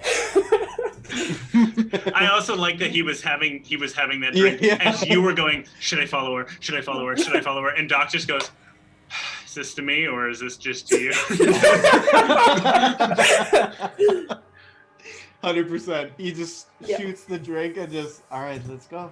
So you all are running after Ellie? We're stealthing behind Ellie, yeah. Stealthing behind Ellie. Yeah. Yeah, I go to the Cage of Grace.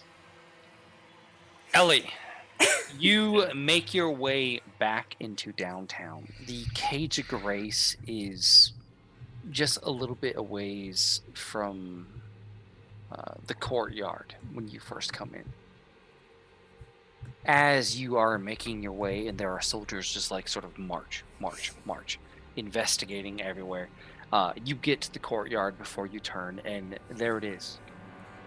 The black tree. its branches sprawling out.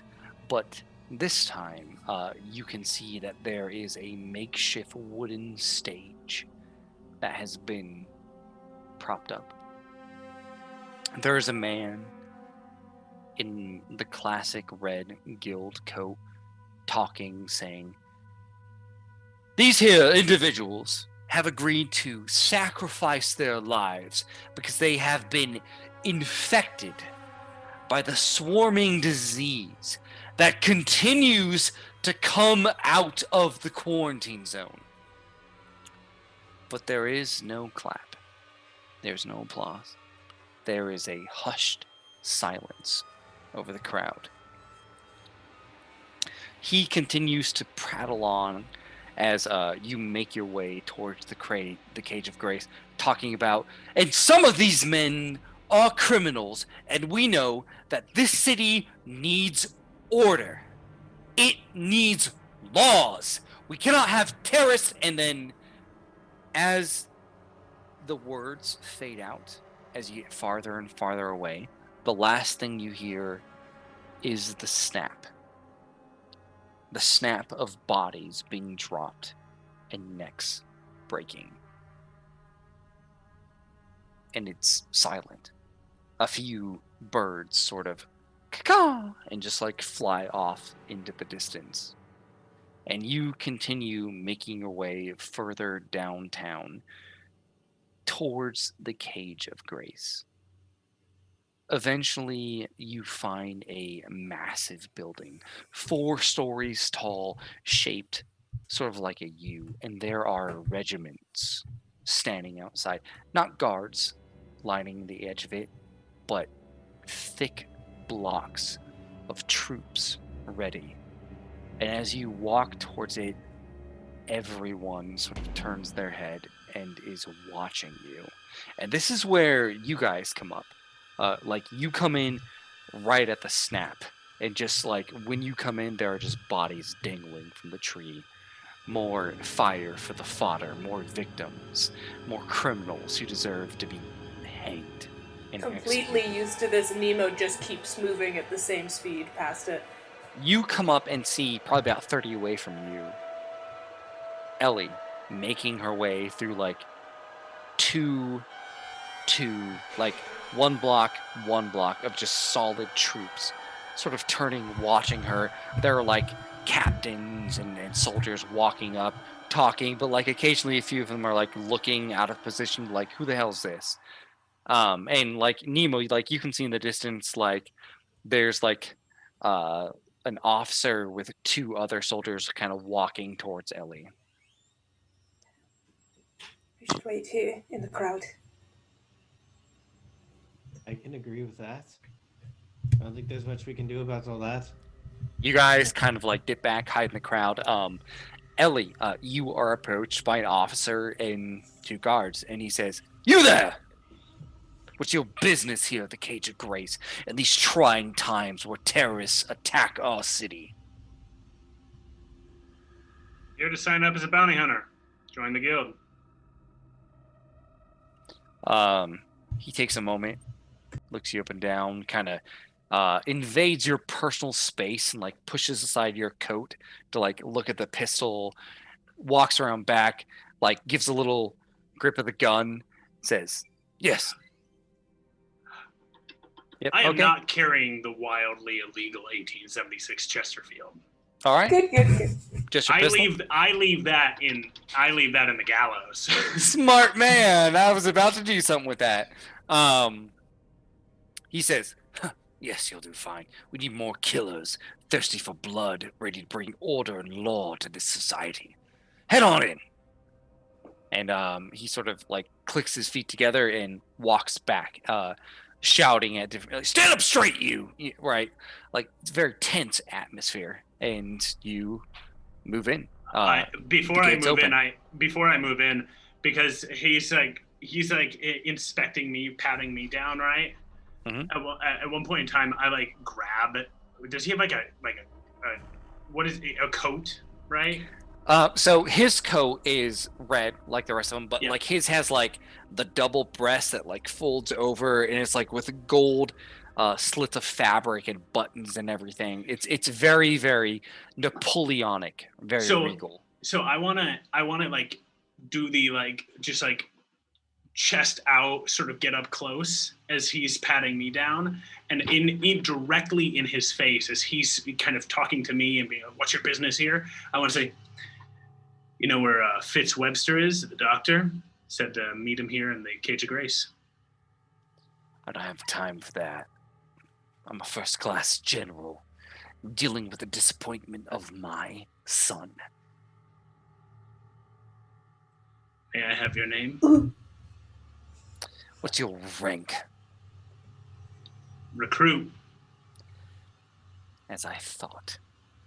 Once you join the military, you join the guild, maybe you'll think you are a bit worth it. Now move along. And he marches off. All right. General Asher. I take such a good little moment for myself as I'm like, got him. So I walk into the Cage of Grace. You walk up. The front of this establishment is just like this big black iron gate, and the guards sort of push it open. When you walk towards it, there's a single pathway towards this U-shaped building, and it's like I said, it's about 4-story tall, but there are alcoves. There are like dipped in areas where there are hundreds and hundreds of stone-faced heads, angry, sneering, all glaring towards the center pathway that you are walking along. They are cruel, cackling, just hundreds of them. Some of them have like classic masquerade masks that just cover the top half. Some of those masks have like long noses, but all of these heads from the front and from the sides are just focused on the pathway that you are walking along. I Nemo. would like, Oh, sorry. I was going to ask what Nemo and Doc, what are you guys doing? I think we have to stay back in the crowd that was watching the execution. We can't get past all those unless Doc, there's something else you wanted to do. No. I'd stay and try and look for Ellie's return as much as possible. You guys are kind of like at the end of the execution, and like as you're standing looking at this horrifying sight with just this aura of silence, you overhear a few guild guards talking about like, you want to take bets? Which one do you think will last the longest? And they're like, oh, I think that woman over there, right? She got a nice sturdy neck. She'll definitely hang the longest. No, the kid, he's only about 15. The body weight is what you have to understand. And like, they're like making a game out of just these people that are struggling, kicking for air. Totally blocking that out, just watching the entrance, waiting for Ellie. Like, I've heard this kind of thing hundreds of times. Yeah. Just waiting for her to come back out. You block it out. Doc, what are you doing as you're watching these innocent people essentially suffocate to death? Can I try to make a medicine check as to which one will last the longest? Sure, if you want to go down that route. Black Joker. Failed. You have no idea, and are I hope this was like some meta shit you're doing. And are just yeah, I'm gonna leave it at that. I'm not gonna guide your character, but it's horrifying to see. Yeah. Watching like a teenager and just it's brutal. It's brutal. And they don't seem to care. Meanwhile, back at the Cage of Grace, Ellie, Wylie, you continue to walk in. Your feet sort of clap slowly on the staircase leading up.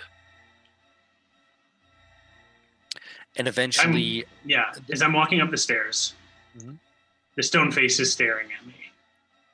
My coat behind me. Hundreds of them. Yep. As Yep. I'm walking up, Ellie is gonna quietly whisper, "I am a dandelion, and I have control. I'm in the damn building." All right. You take a deep breath. Can I get a cruise check from you? Target number Really? 7. Get at me, 13 of Rams. You it's rough, right? Like you have battalions out front, but you tell yourself, I'm a dandelion, right? Take a deep breath, and you walk with such purpose that no one gives you any mind. Like they don't pay attention to you. Like you walk like you belong there. You get into like the front area. It's like a little holding area. There's a few people sitting on seats. As you do, there are a few guild guards that are dragging a man in like the classic white and blacks of a prisoner. He's kicking and screaming. There are anklets, an anklet chain strapped to his feet, and he's like, "No, no, please, please, no, no!" And like he's screaming. For a moment. He actually gets away, and like he grabs one of the chairs that someone's sitting in, and they're just like, "Oh God!" And like they scoot over, and like 2 guards tackle him and drag him back. His nails are digging into the floor as they're dragging him back. And like you see a couple of guild officers walking or guild guards walking by. It's like, looks like we got a new stalker, huh? New stalker on the payroll. Hate for them to get paid. And they just like continue to walk along. Yeah, you see this area. I continue striding, looking around, definitely looking for whatever might be the bounty board.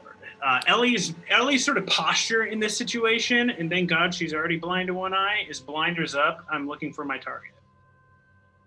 Right? So, like you walk in and like there's kind of like the main desk that is behind like a plexiglass wall, right?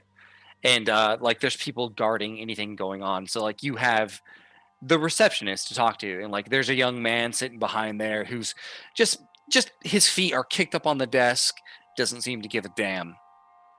I stride up to the desk. Sup?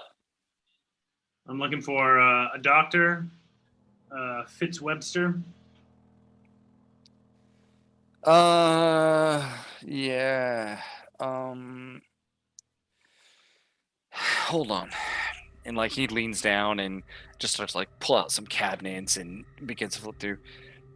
Yeah, second floor 208. Do you have an appointment? Yeah, I do. What's your name? I don't know if it's on the records, unfortunately. The doctor, I was in the hospital the other day, and the doctor said come and find him, but never actually set an appointment, only gave me a name. What should I do about that? Right. Hold on. And like he picks up a little, puts the phone to his head, does a little shh. He's not in right now. I can take a message if it's all right. No. I mean, maybe tell him his friend from the hospital. We hit it off really well, right? So tell him the friend from the hospital is looking for him. Yeah, for sure. I'll make a note. Yeah. Can I leave a note, actually? Here, can I have a piece of paper and a pen?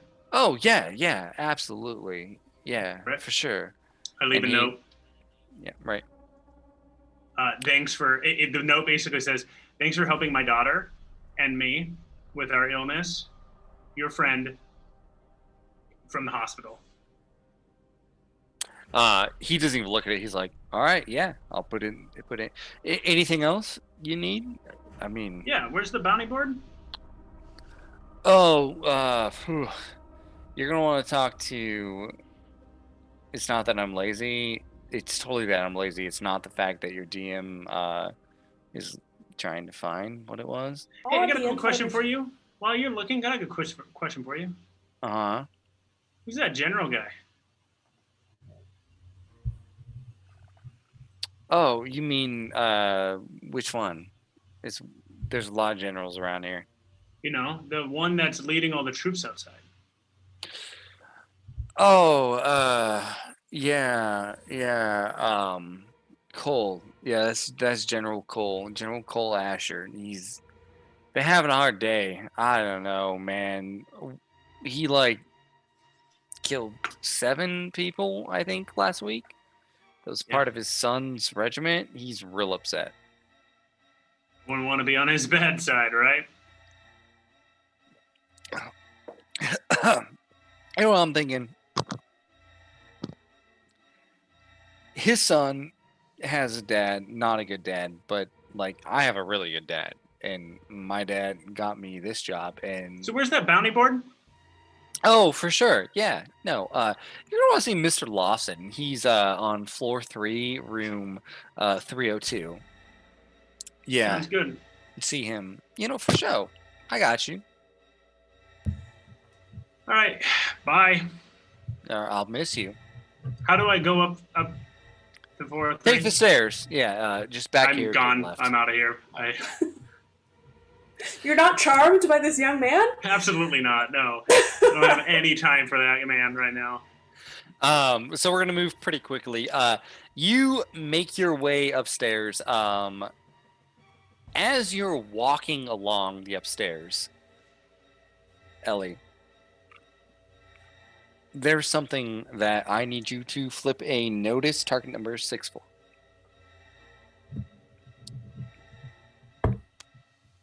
And Doc, did you want to do something there with that medicine check?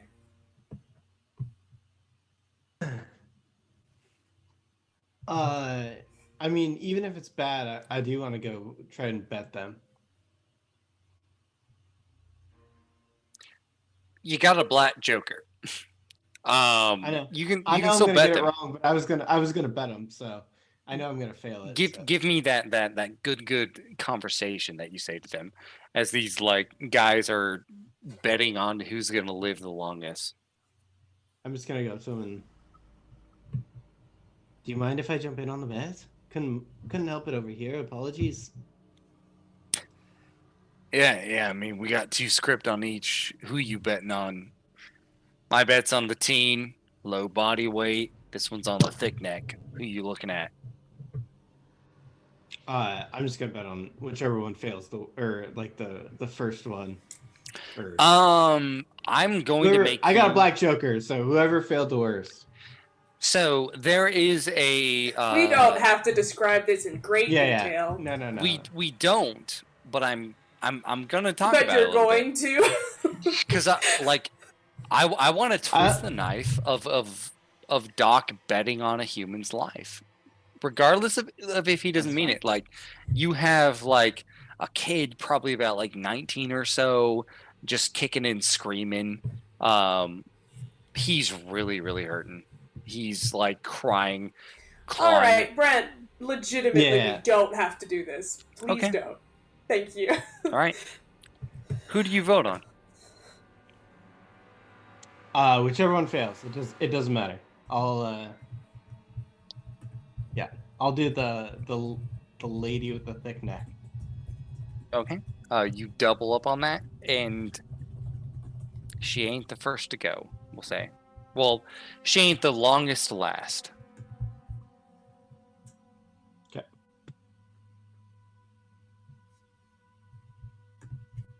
I got on my notice Alright. check an 8 as I walk up to the 3rd floor. All right. You lose the bet, Doc. Is there anything else you want to accomplish of this scene? Nope. Okay. It's horrifying. It's horrifying watching these people slowly struggle. But you don't win. So, yeah. Meanwhile, Ellie, you are walking up, and there is something that catches your attention. There is a door that has a title, but half of it is scraped off, and you can still see sort of the shadowy rim of what was once there beneath the new letters, and it says Captain Jeremiah Asher. And there is a window that you could peer into to see inside of this locked office. Yeah, I'm gonna look. I'm gonna briefly look as I walk.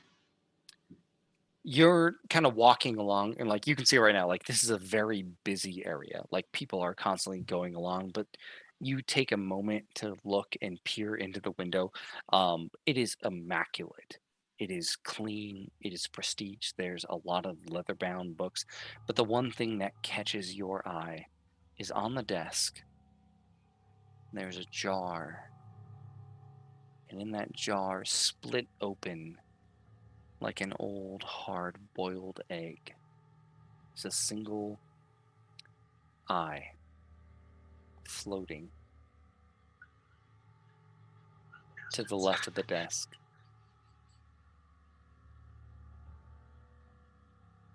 All right. I'll get it back someday, but I'm gonna keep going. Okay. Not gonna dare try to go in there. You see like, and like it's just like it's peeled open and like some of the veins are even hanging out, and it's just sitting and like it kind of floats around, and you make like eye contact kind of with it as it continues to turn.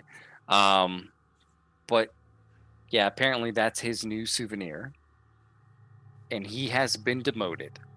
Yep. But you continue to make your way farther into the facility, and it is 9 o'clock, so I think we're gonna end it there.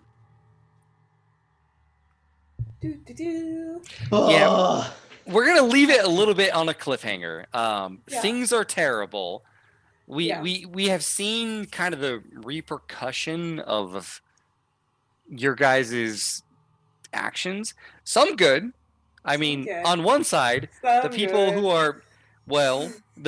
are poor and being persecuted by the guild now can afford their own building and are okay from that. But the guild has gone apeshit and are just furious with what you are doing and murdering for that.